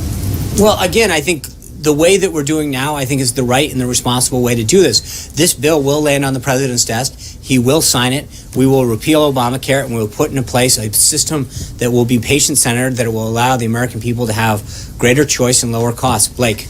Sean, seeing the pushback that you're getting so far with healthcare, do you think it is realistic to have both healthcare and tax reform done in 2017? And I ask you that because Mitch McConnell was asked about this day, and he talked about there being certain constraints and that the tax reform portion of it could be a 2018 item. I think we feel very confident that we're going to get a lot done, continue to get a lot done this year. Tax reform's high on the president's priority list. I think it's high on the American people's priority list, and especially as April grows closer and closer and people look down at their federal tax form and realize how much they're paying, and we see companies pledging to come back, recognizing that these companies bought into the president's vision and agenda to make America more tax and regulatory friendly, so that they would create jobs, manufacture more here. That's something that he's committed to. He understands how important it is. Look, the president's uniquely qualified as a businessman, a successful businessman, to understand what a good business climate does to job creation and to manufacturing. And I think his commitment isn't just a campaign promise, it's something that he has lived by for decades now, understanding that that's what spurs economic growth. That makes one place more attractive to invest in or to hire more people or to grow jobs. And so for him, this is deeply personal. And I think that you're going to see Secretary Mnuchin and others work on the contours of that in the next several weeks, but we intend to maintain to the schedule that he laid out. The August portion is still the timeline. That's right. Eamon?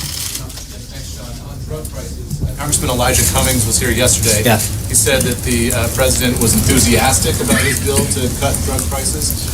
Is the president enthusiastic about that? And if he is, how much pain should drug companies be prepared to take here in this effort? Ironic that you're talking about drug companies and pain. maybe there's a pill for that. But yeah, I think the president, as you know, one of the reasons that he reached out to Elijah Cummings initially is because they share that, and I think, frankly, yesterday came to a lot of other areas where I think that they can find common ground and work on issues. And I know that drug prices is something that he understands near and dear, is helping many people get the care that they need, but the rising cost is something that is so.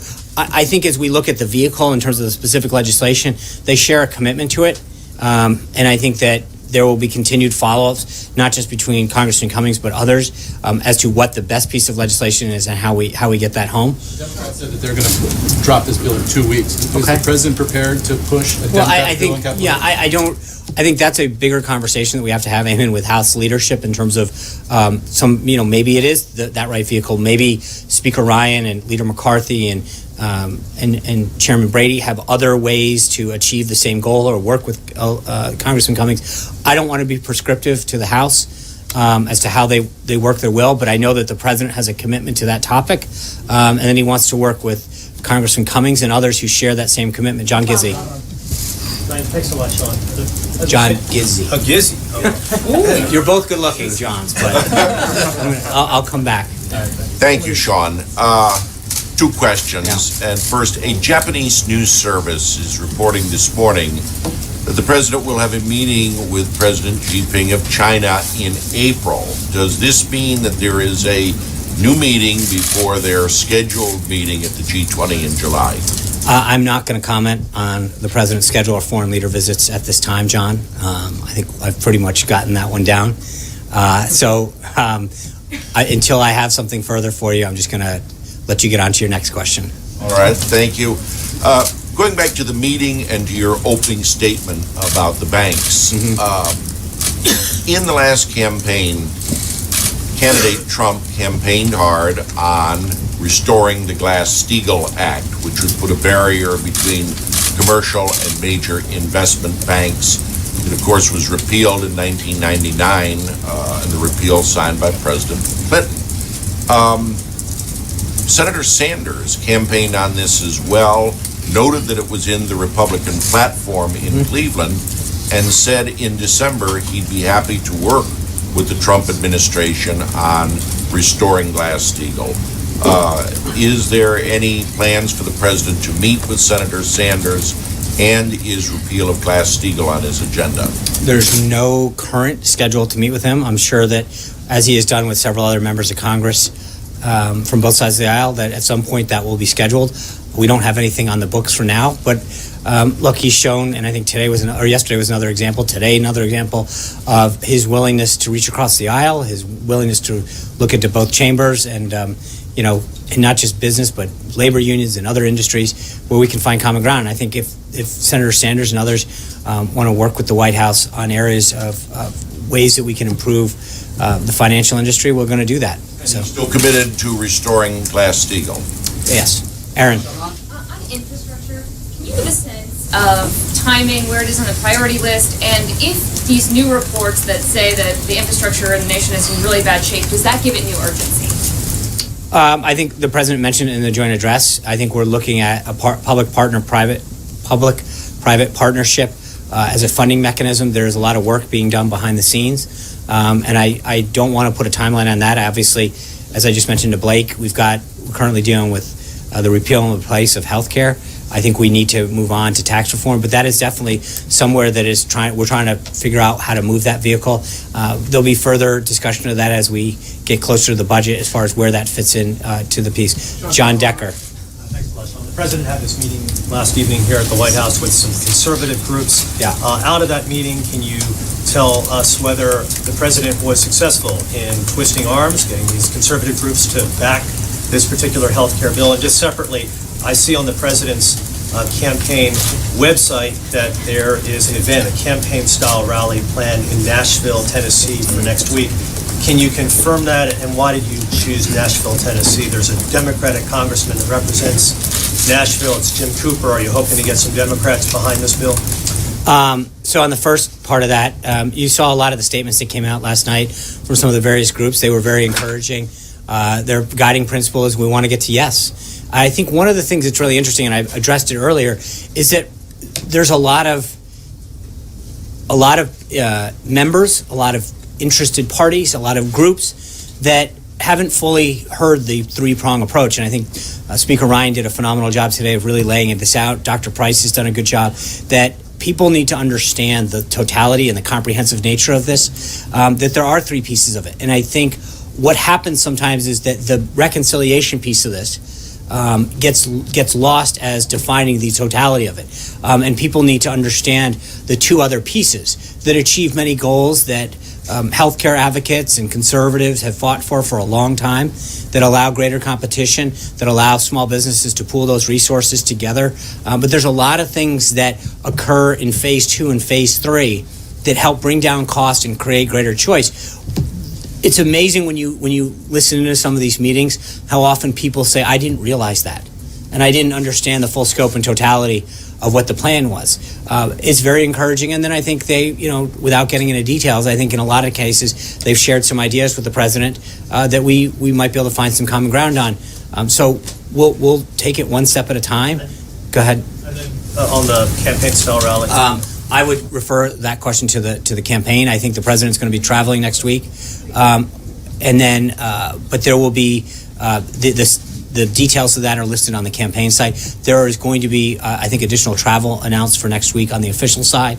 And as we get closer to either the end of this week or the beginning of next week, I'll try to have more for you. Katie. The president promised to immediately terminate DACA when he got in office. Right. It's been nearly 7 weeks tomorrow, and he still hasn't done it.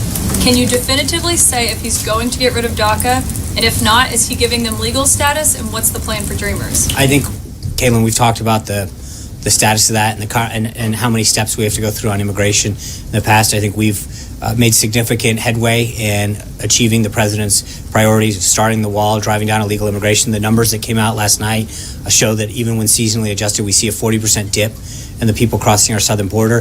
That's a very promising sign. That being said, the executive order, the second one, there was a lot of effort put into making sure that was rolled out effectively and achieved the goal of protecting the country that the president sought out to do initially.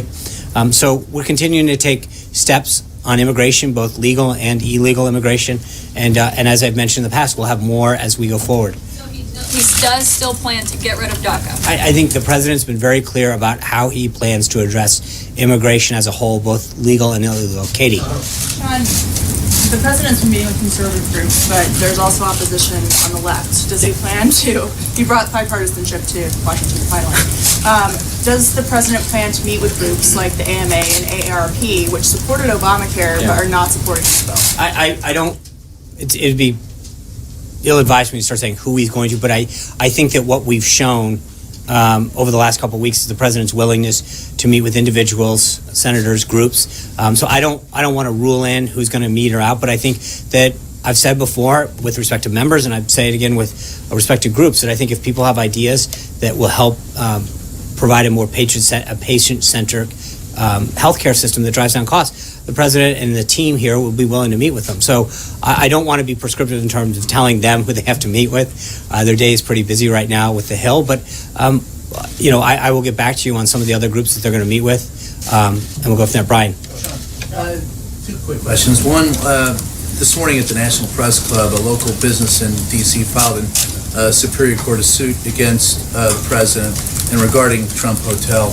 And I don't expect you to speak to that issue specifically, but their feeling was that as much as this administration has supported small business, couldn't he divest himself from this and support small business in the district? First question. I'm really not sure how would he, in terms of what? Well, there's 25 small businesses, restaurants in the area, and they're saying that the Trump Hotel is taking all that business away from them, and couldn't he walk away from it and help out the small business in the district? As far as the president's, obviously the president has made very clear in that December press conference at Trump Tower, he doesn't have conflicts, and he's done everything in accordance with the guidance that he's given and gone well beyond what he ever needed to do.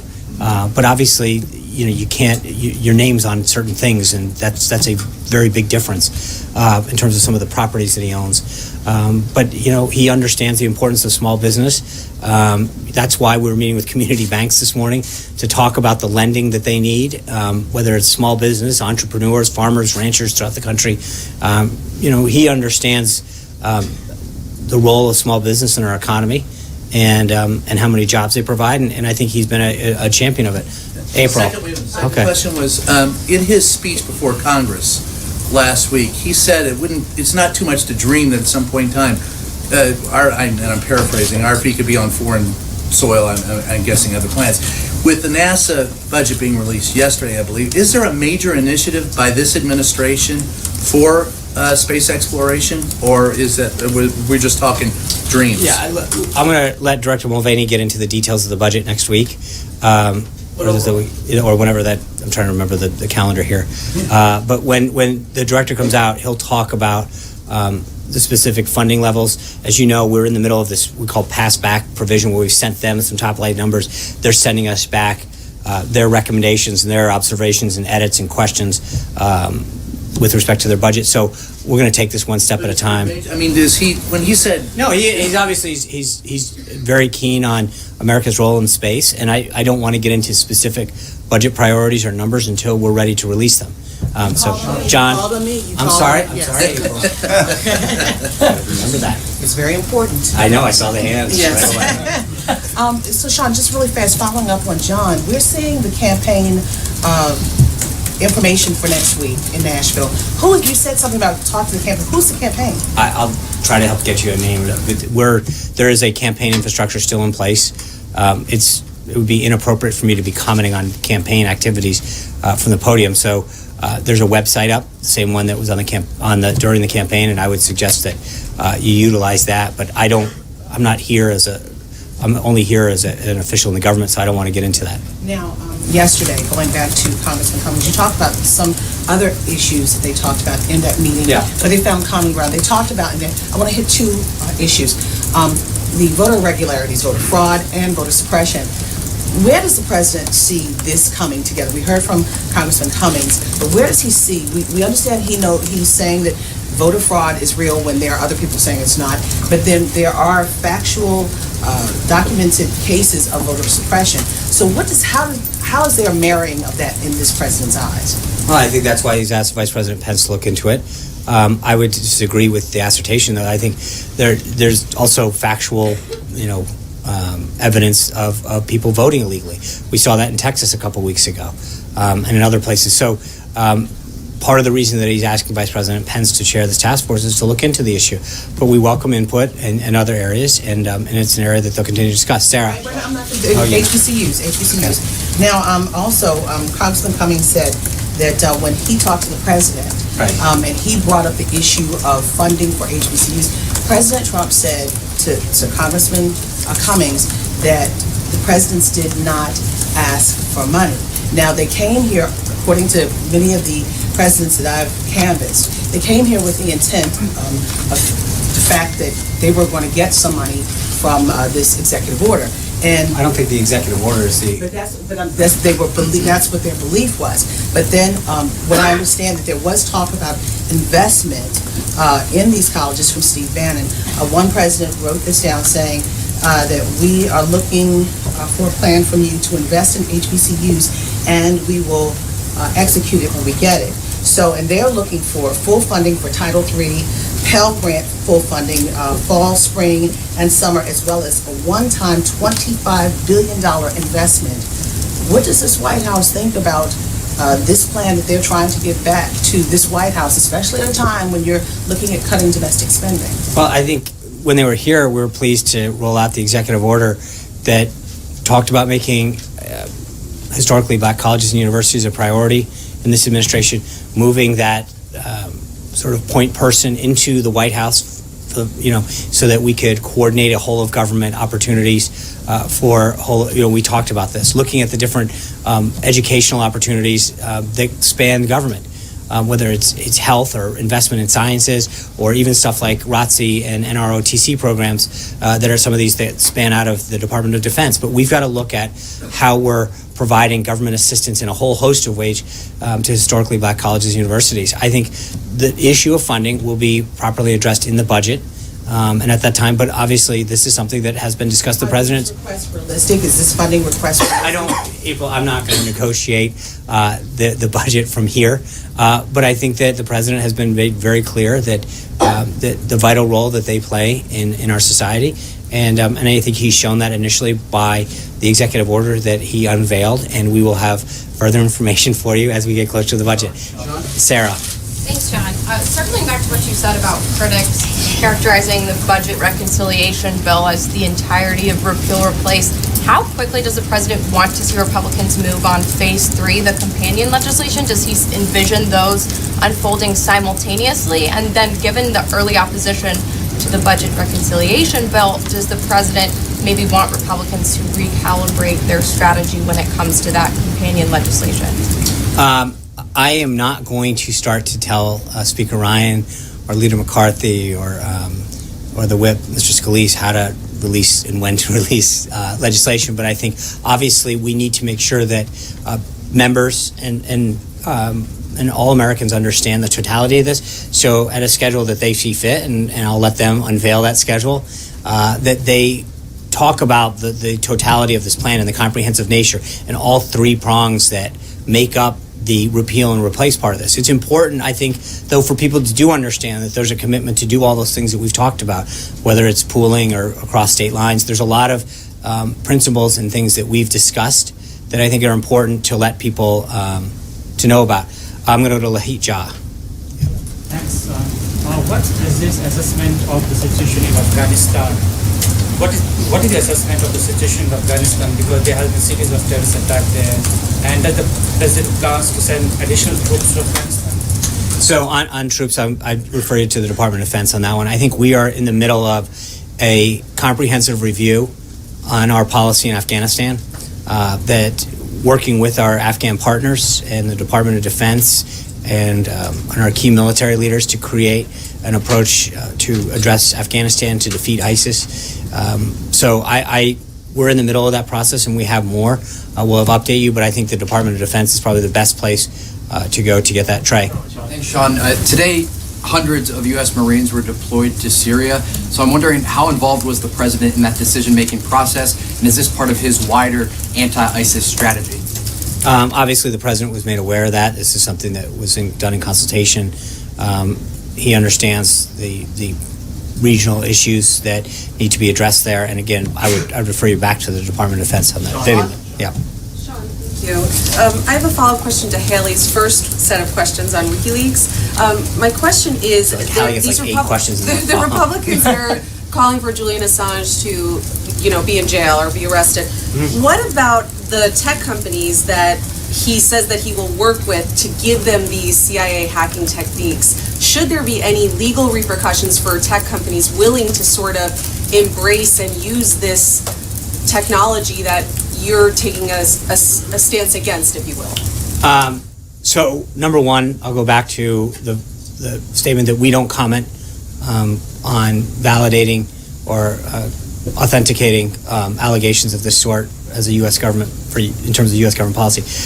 I will say that the president obviously feels deeply concerned about anybody, an individual, anybody that seeks to undermine the national security of our country.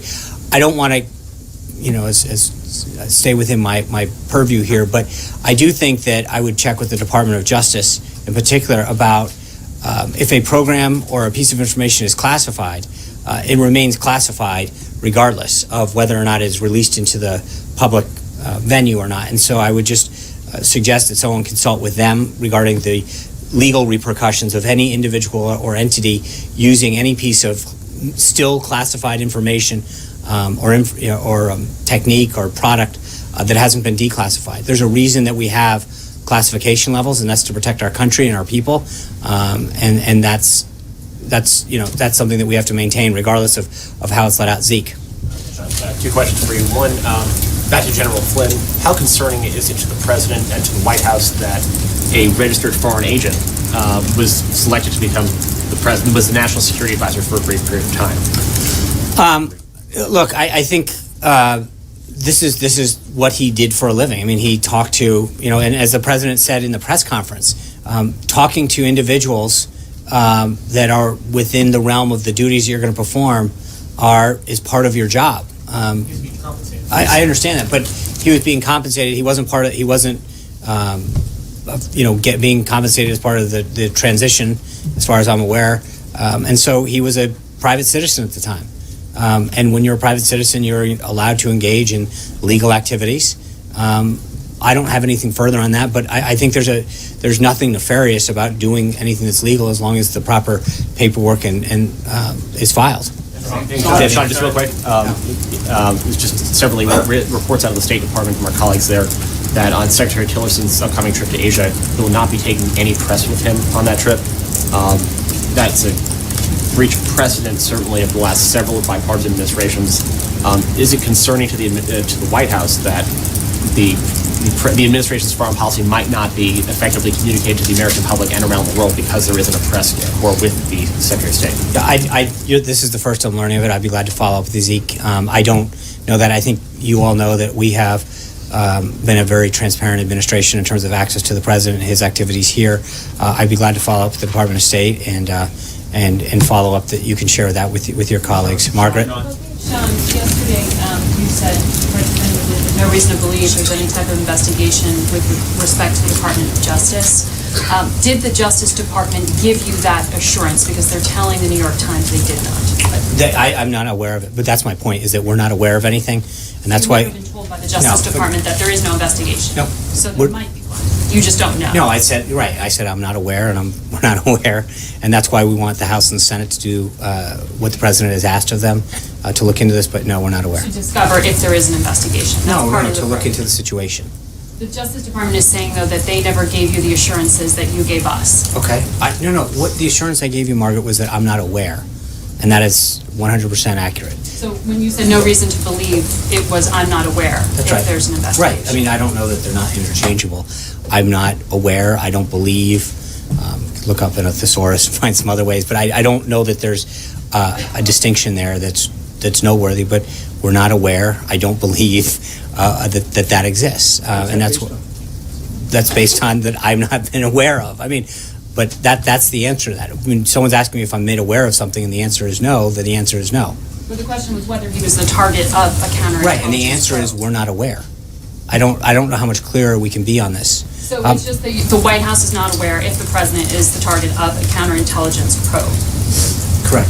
I'm not sure what we're dancing around the same question. Well, because I think yesterday when you came out and corrected and clarified, people took that as a definitive answer, that in fact that was not the case. No, it means we're not aware. That should be the definitive answer, Vivian. Sean? Thank you. I have two questions, but a really quick follow-up to Zeke's. So can you that's elaborate? 3.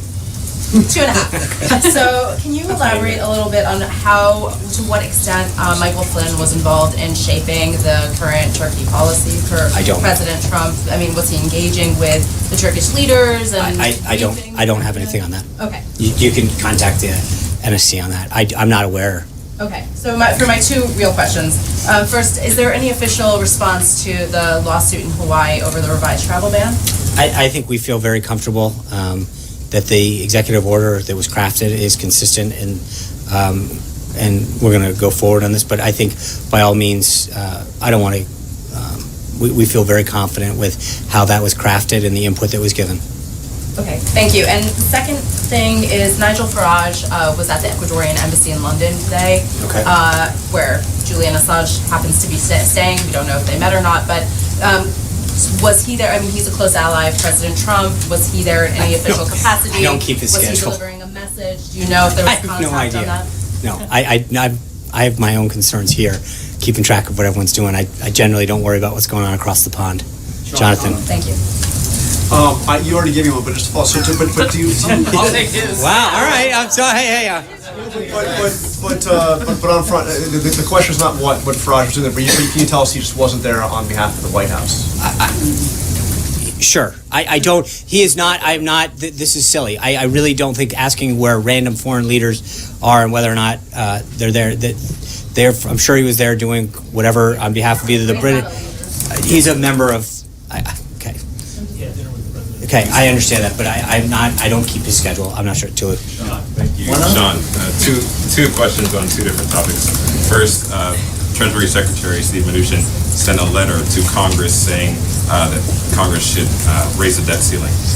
We know that the Office of Management and Budget Director, Mick Mulvaney, when he was in Congress, he voted against raising the debt ceiling multiple times. So is Mulvaney going to support the raising of the debt ceiling, and does the President support that, and is he going to push Congress to do that? I think we've got a few months to do that. I think the Secretary was making Congress very much aware. We've now been in the White House 6 weeks. We're approaching the 50th day here of this administration. I think we are trying to deal with the situation at hand. Part of the reason that the President has addressed a budget the way he has is to try to get our nation's debt deficit and budget in order. I think he's continuing to show a tremendous respect for taxpayer money, the way we spend money and bring it down. But obviously, there's certain things that are a little beyond our control when we walked into this building, and we're going to work with Secretary Mnuchin and Director Mulvaney to address this issue, and obviously work with Congress. The second question on another cabinet secretary, Scott Pruitt said today that carbon dioxide was not the primary contributor to global warming. That obviously is at odds with the global scientific consensus. Does the President agree that? I think that's a snippet of what Administrator Pruitt said. He went on and said, I don't think we know conclusively. This is what we know. I would suggest that you touch base with the EPA on that, but he had a very lengthy response, and so that is just one snippet of what the Administrator said at that. Anita. Two things. One, I think you mentioned at the top, but I'm not sure, that apprehensions were down across the border. There was a question yesterday about the wall. Is the wall still needed if the apprehensions are down? I think so, sure. The President was very clear. It's not just needed. The President committed to doing it to the American people. And I think while we can have a good month, and I think we'll see if that continues, that the President made a commitment to the American people to make sure that this isn't just an anomaly, and that while they may be down, I think we have to do what we can to protect our country, both in terms of national security and economic security. So it's, of course, still needed, and it's a commitment that the President made, and I think one of the things that the American people, regardless of where they stand across the aisle, appreciate about this President is he's a man that has kept his word. He made commitments to them, and he's fulfilling them to make the country better. Goyle. Sean, I said there was a second. I'm sorry, you did. You have not, I think you've been asked this before, but have been reluctant to say whether President Obama and President Trump have spoken since the inauguration, although President Trump was very forthcoming about that during the transition, so I'm not sure why you wouldn't mention it. But I'm just asking that again, and there was a report yesterday that said their aides for both presidents have spoken. Can you talk to us about either of those things? I'd be glad to follow up. Unfortunately, I did not ask the President whether or not he's spoken. I'll be back tomorrow. Can you follow up? Yes, I can. About the aides? I will. Okay. Thank you. I keep my word, too. Okay. Go out. Okay, well, go ahead. Stealing one all the way to the back. Actually, it was me. Lost your shot. Look at that. Can you tell us about the policy now on Guantanamo, how it might have changed, where things are with that? Where what, please? On Guantanamo. Yeah. On whether the Guantanamo will be expanded, whether detainees will be brought to Guantanamo, whether they'll be transferred out, just where things are. I don't have anything to announce with respect to its expansion or its expansion use. But I think the President has commented on the importance of Guantanamo in the past, and the need to maintain that the people who are there are not people who seek to do anyone good. They're there for a reason, and he has no plans to close it, if that's what you're asking. As far as the future use goes, in terms of expansion, I don't have anything to comment on this time. All the way back, yeah. Goyle. You got it, Goyle. All right. No, Goyle. You keep trying to steal his question. Let us ask two questions, please. One is that as far as the attacks on the Indian American communities across the nation, they are not new. It happened in the past also, but Indian American community recently have been having candle visions and prayers and all kind of those things, and also Indian ambassador met with the State Department officials and also with President Trump recently. So any presidential message for the Indian American community, how to stop these attacks against them? I think with respect to, are you talking about the event in Kansas City specifically? another one also. Yeah, I think the president, whether it's the event that happened in Kansas City, other events, the attacks on Jewish community centers that continue to plague us. We saw another report this morning of some unfortunate activity. I think we've got to continue to call it out. We've got to continue to root it out. We've got to continue to engage law enforcement, whatever is the applicable level of law enforcement, depending on the event. But it's something that I think all Americans should be outraged and disgusted by and stand up for the principles that unite us. And that's what the president spoke so eloquently about during his joint address, and made it very clear that while certain policies may divide us as individuals, there are certain principles that can unite us. John Frederick. Please, I'm sorry. As far as the U.S.-India relations are concerned, they have been great in the past, and now we have two businessmen in India.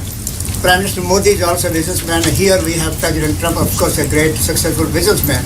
So recently, high official visits have been going on from India to the U.S., meeting the President Trump administrations or officials, including Foreign Secretary and Commerce Secretary and among others, and also from the Energy Department from India. So where do we go? What is the future of under President Trump administration, U.S.-India relations, economically, trade, and bilateral, among others? Thank you. I think we, has talked about during the campaign and the transition, establishing a deeper relationship with Prime Minister Modi and U.S.-India businesses. And I think as we move forward in terms of our foreign policy, we'll have further updates on that.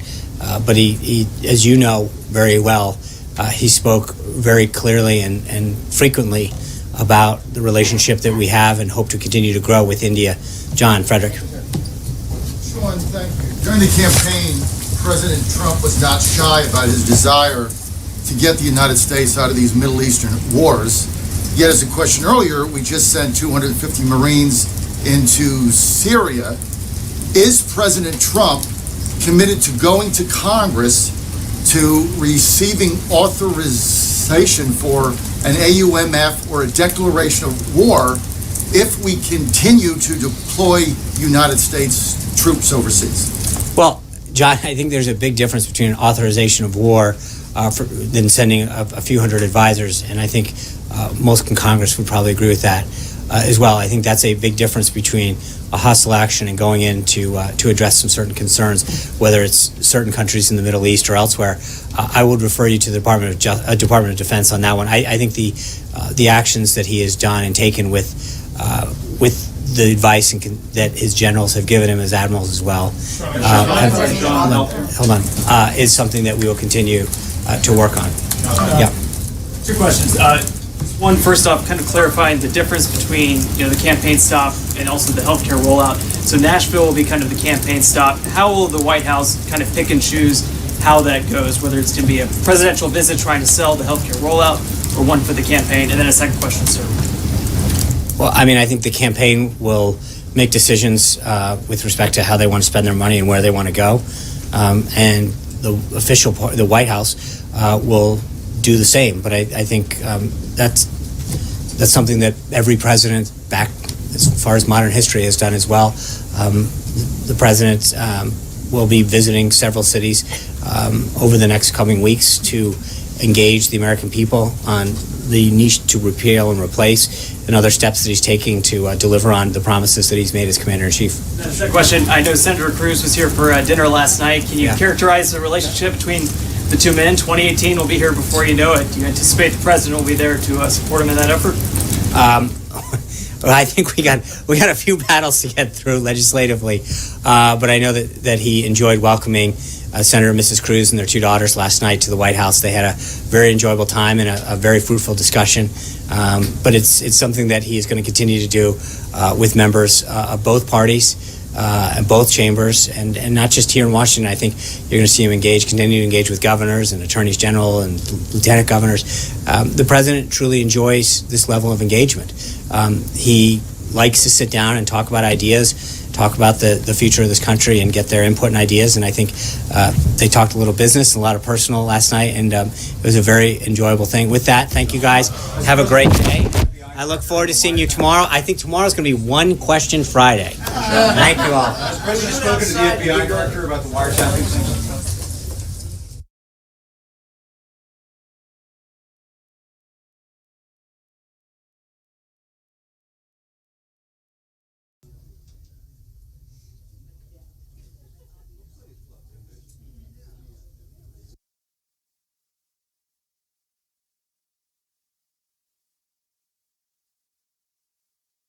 from the briefing.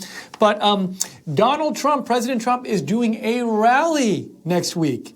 Next Wednesday, it's going to be in Nashville. It's going to be at 6:30 Central Time. So that would be Nashville time, 6:30 Central Time in Nashville next Wednesday. I can tell you where it's going to be, too. How about that? I'll give you that information, too. Hold on. I have it right here.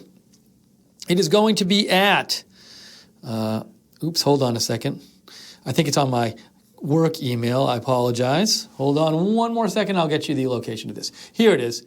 It is going to be at the Nashville Municipal Auditorium. That's where it's going to be. So, so if you're interested in that, if you're in that area, I'm guessing. Let me see here. If you go to donaldjtrump.com, there's a link up there. Look, there's a link. You can see it. Whee! And it says register for Nashville, Tennessee. You may only register up to 2 tickets per mobile number. All tickets are subject to first come, first served basis. So if you're anywhere in the Nashville area or want to feel like driving there or flying there or something, there's going to be this rally next Wednesday at 6:30 Central Time at the Nashville Municipal Auditorium.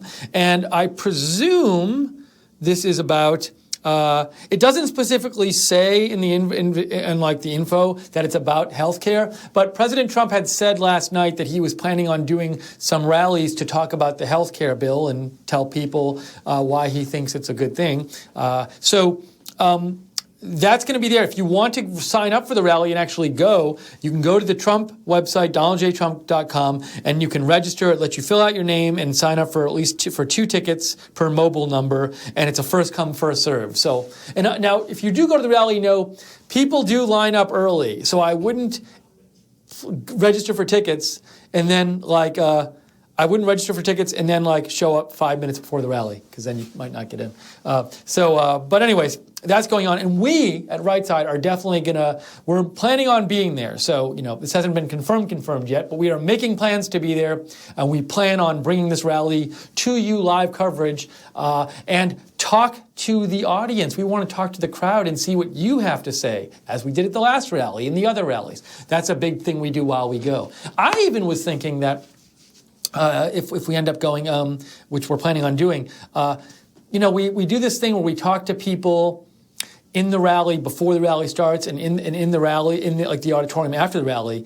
But if there's a line outside, I'd kind of like to talk to some people outside in line, because people stand there. They're there for so long beforehand. Why not talk to some of those people? We'll see. We might do that as well. We'll keep you posted on that, though, and let you know. But just so you know, again, that rally is happening next Wednesday. This is the post coverage here for Sean Spicer's press briefing. We're going to be here just for a few minutes talking about the briefing a bit. And if you want to give any comments about the briefing or comments about the rally, the news about him holding a rally, what you can do is you can either write to me on Twitter, direct message me on Twitter. I'm at Lookner, at Lookner, or email me at steve.lookner@rsbn.tv. I wrote down a couple of things that I noticed during the press briefing. Hold on, I'm going to get my notes up here so I can give them to you. Of interest. Maybe you had other things of interest. If so, let me know. Let's see here. So there were a couple of questions about WikiLeaks, and one thing President Spicer said: the WikiLeaks release of CIA material that was supposed to be private. Specifically, for example, WikiLeaks has information about cyber weapons and cyber spying tools that the CIA had developed, and I believe they have the code for these things, and they have released some of the they've released information about it, and they were talking about this morning WikiLeaks releasing the code to the actual companies so the companies could fix the security flaws that they didn't know about before. Sean Spicer did say, he said, President Trump believes the CIA systems are outdated and need to be updated. So talking about their systems for control of the information in the CIA. So according to Sean Spicer, President Trump feels that there needs to be an updated systems in the CIA for managing their classified material there. By the way, we do have a poll up on our Twitter right now at RSB Network, so subscribe if you haven't, or follow us. But we'd love to know We've heard some feedback from you that some of you aren't getting notifications when our videos go live. So if you want to get notification from us, YouTube has changed their system. It used to be that if you subscribe to a channel, you would just get notified whenever a video gets posted. Now you have to subscribe and you have to click this bell icon. So if you go to the channel, you see subscribe, an option to subscribe, and a bell. Even if you subscribe, you don't get notified every time a video comes out. So if you want to get notified the moment a video gets posted or a live stream starts, subscribe and hit the bell. And the bell lets you choose whether to be notified about all the videos that get posted. And even if you had subscribed before, you might want to check that setting because it might be the case that you had subscribe checked before, but maybe when the bell got introduced, then you were no longer getting notifications for everything. So if you're not getting notifications and you want to for all of our videos and our live streams, not only subscribe, but make sure that bell is clicked and click on that bell and make sure you're signed up. But again, if you do follow us on Twitter, and I encourage you to at RSB Network, we'd love for you to just click on that poll. It's basically just yes or no, and the question is something like, are you getting, if you're subscribed to us on YouTube and supposed to get notifications, are you getting them? Because we want to make sure you guys get all the information about our videos and get notified right when they're getting posted if you're looking to do that. Because we want you to know when our videos are getting posted. Okay, so in our live coverage as well. About getting back to the Spicer briefing, and again, if you want to send in a comment while we're doing our coverage here, either email me at steve.lookner@rsbn.tv or direct message me on Twitter at Lookner, at LOOKNER. I'm happy to read your comment on the air. What do you think about the press briefing? What do you think about, is there anything you wish would have been asked? What do you think about this whole thing with the health bill? What do you think about the fact that President Trump is now having a rally next week in Memphis on Wednesday? We'd like to hear what you have to say. We have an email, I believe. John Stanton writes in, how about a Rand Cruz versus Ryan Price RSBN debate? Well, look, if we could get Rand Paul and Ted Cruz and Paul Ryan and Tom Price to participate in such a debate, that would be wonderful. They're pretty busy right now, so I think it might be kind of hard for us to get them for a debate. But we'll put it on the list of wonderful to-do things that in a perfect world we could do. But, it's a good idea, and maybe if this thing goes on a little longer, which I think it might, we might try to reach out to some people. I know Margaret Howell, our correspondent, is in D.C., and she is working on getting interviews with different congressmen and people in government there. So she hopefully will have some people soon. If she can nail down the interviews, maybe she'll be able to ask them about healthcare stuff because that's going to be a big issue coming up. Thank you, John, for the suggestion. Appreciate it. Hold on one second. I'm just checking my email here. We have. So that's happening definitely. With Margaret? Yes. Okay, so rumor has it, this is not confirmed yet, but Margaret is working on getting an interview with Rand Paul next week. So hopefully that happens. If it does get confirmed, we will tell you right when that gets confirmed. But we're working on that. So that would be, John, that will it won't be a debate with those four people, but it would partially meet your request. So, all right, other things that Sean Spicer said today that I found interesting. He also said, so I told you that President Trump's going to have a rally in Nashville next week, but he's also going to have, Sean Spicer said there will be official travel next week in addition to a campaign rally on Wednesday. So it's kind of complex, but the rally on Wednesday is thrown by the Trump campaign people, which is a different entity than the White House. So the Trump campaign is putting the rally on. But it sounds like Sean Spicer is saying maybe President Trump will do different appearances at other locations next week as president to talk about the health bill, or it says here, he said official travel next week. So I'm thinking that might mean to talk about the health bill. Maybe he'll make some speeches at different places. But there's only one big rally thing that we know about so far. But he might be making a lot more appearances. We'll see. And we will plan on bringing you live coverage wherever he is. But we will physically, hopefully, be at the rally so we can talk to you. Also, if you're at the rally and we're there, please come and say hi. We love to hear from you, hear from Right Side viewers. So we'll talk more about that in the next few days. Sean Spicer, he also talked about the General Flynn story that came out this morning. There was a story that came out about General Flynn that I just read recently, which said, during the campaign, General Flynn was doing paid lobby work for, I believe, the Turkish government, and was getting paid like hundreds of thousands of dollars, and he was supposed to declare that he was doing this, but he didn't declare till later after that, and Sean Spicer was asked about that. And let me actually just real quick get you the information in a little more better way. Here we go. Hold on. This is from... So Michael Flynn, who is president, this is from an NBC News article, Michael Flynn, who is President Donald Trump's, former national security advisor until being fired last month, has registered with the Justice Department as a foreign agent for $530,000 worth of lobbying work done before Election Day that may have aided the Turkish government. And there was this question, he was doing this work from August, when he actually registered this, which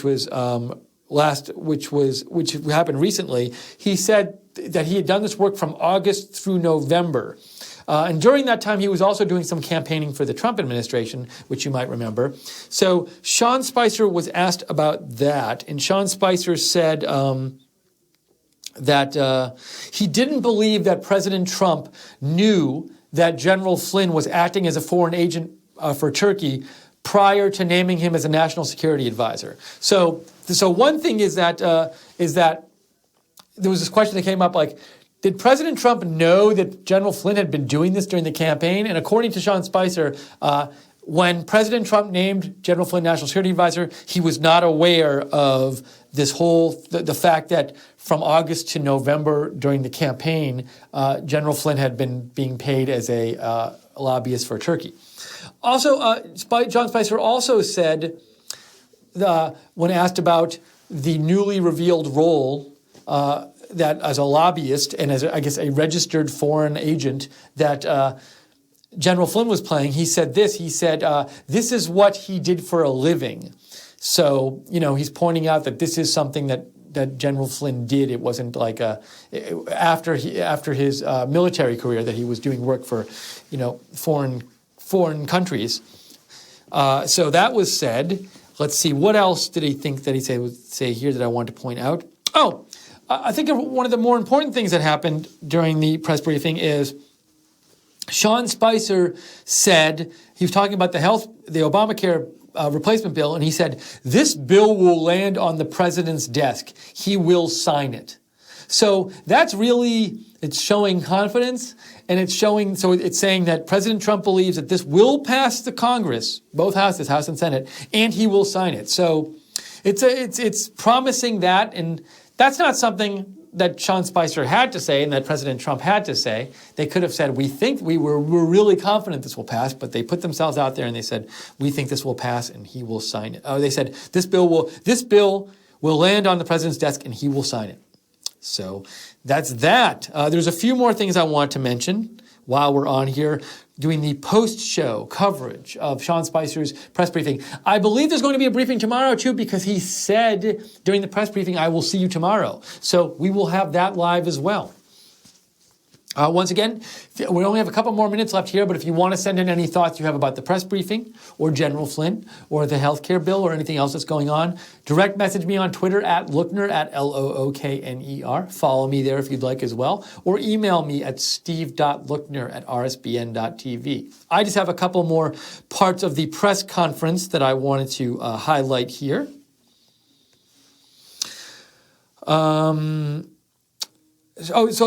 President Spicer was asked about Paul Ryan's presentation, which I believe is up on our website right now. I'm going to go with it's up on our website. Somebody will correct me if I'm wrong about that. Where Paul Ryan did a presentation. He had his own press conference this morning where he did a PowerPoint presentation about the healthcare bill.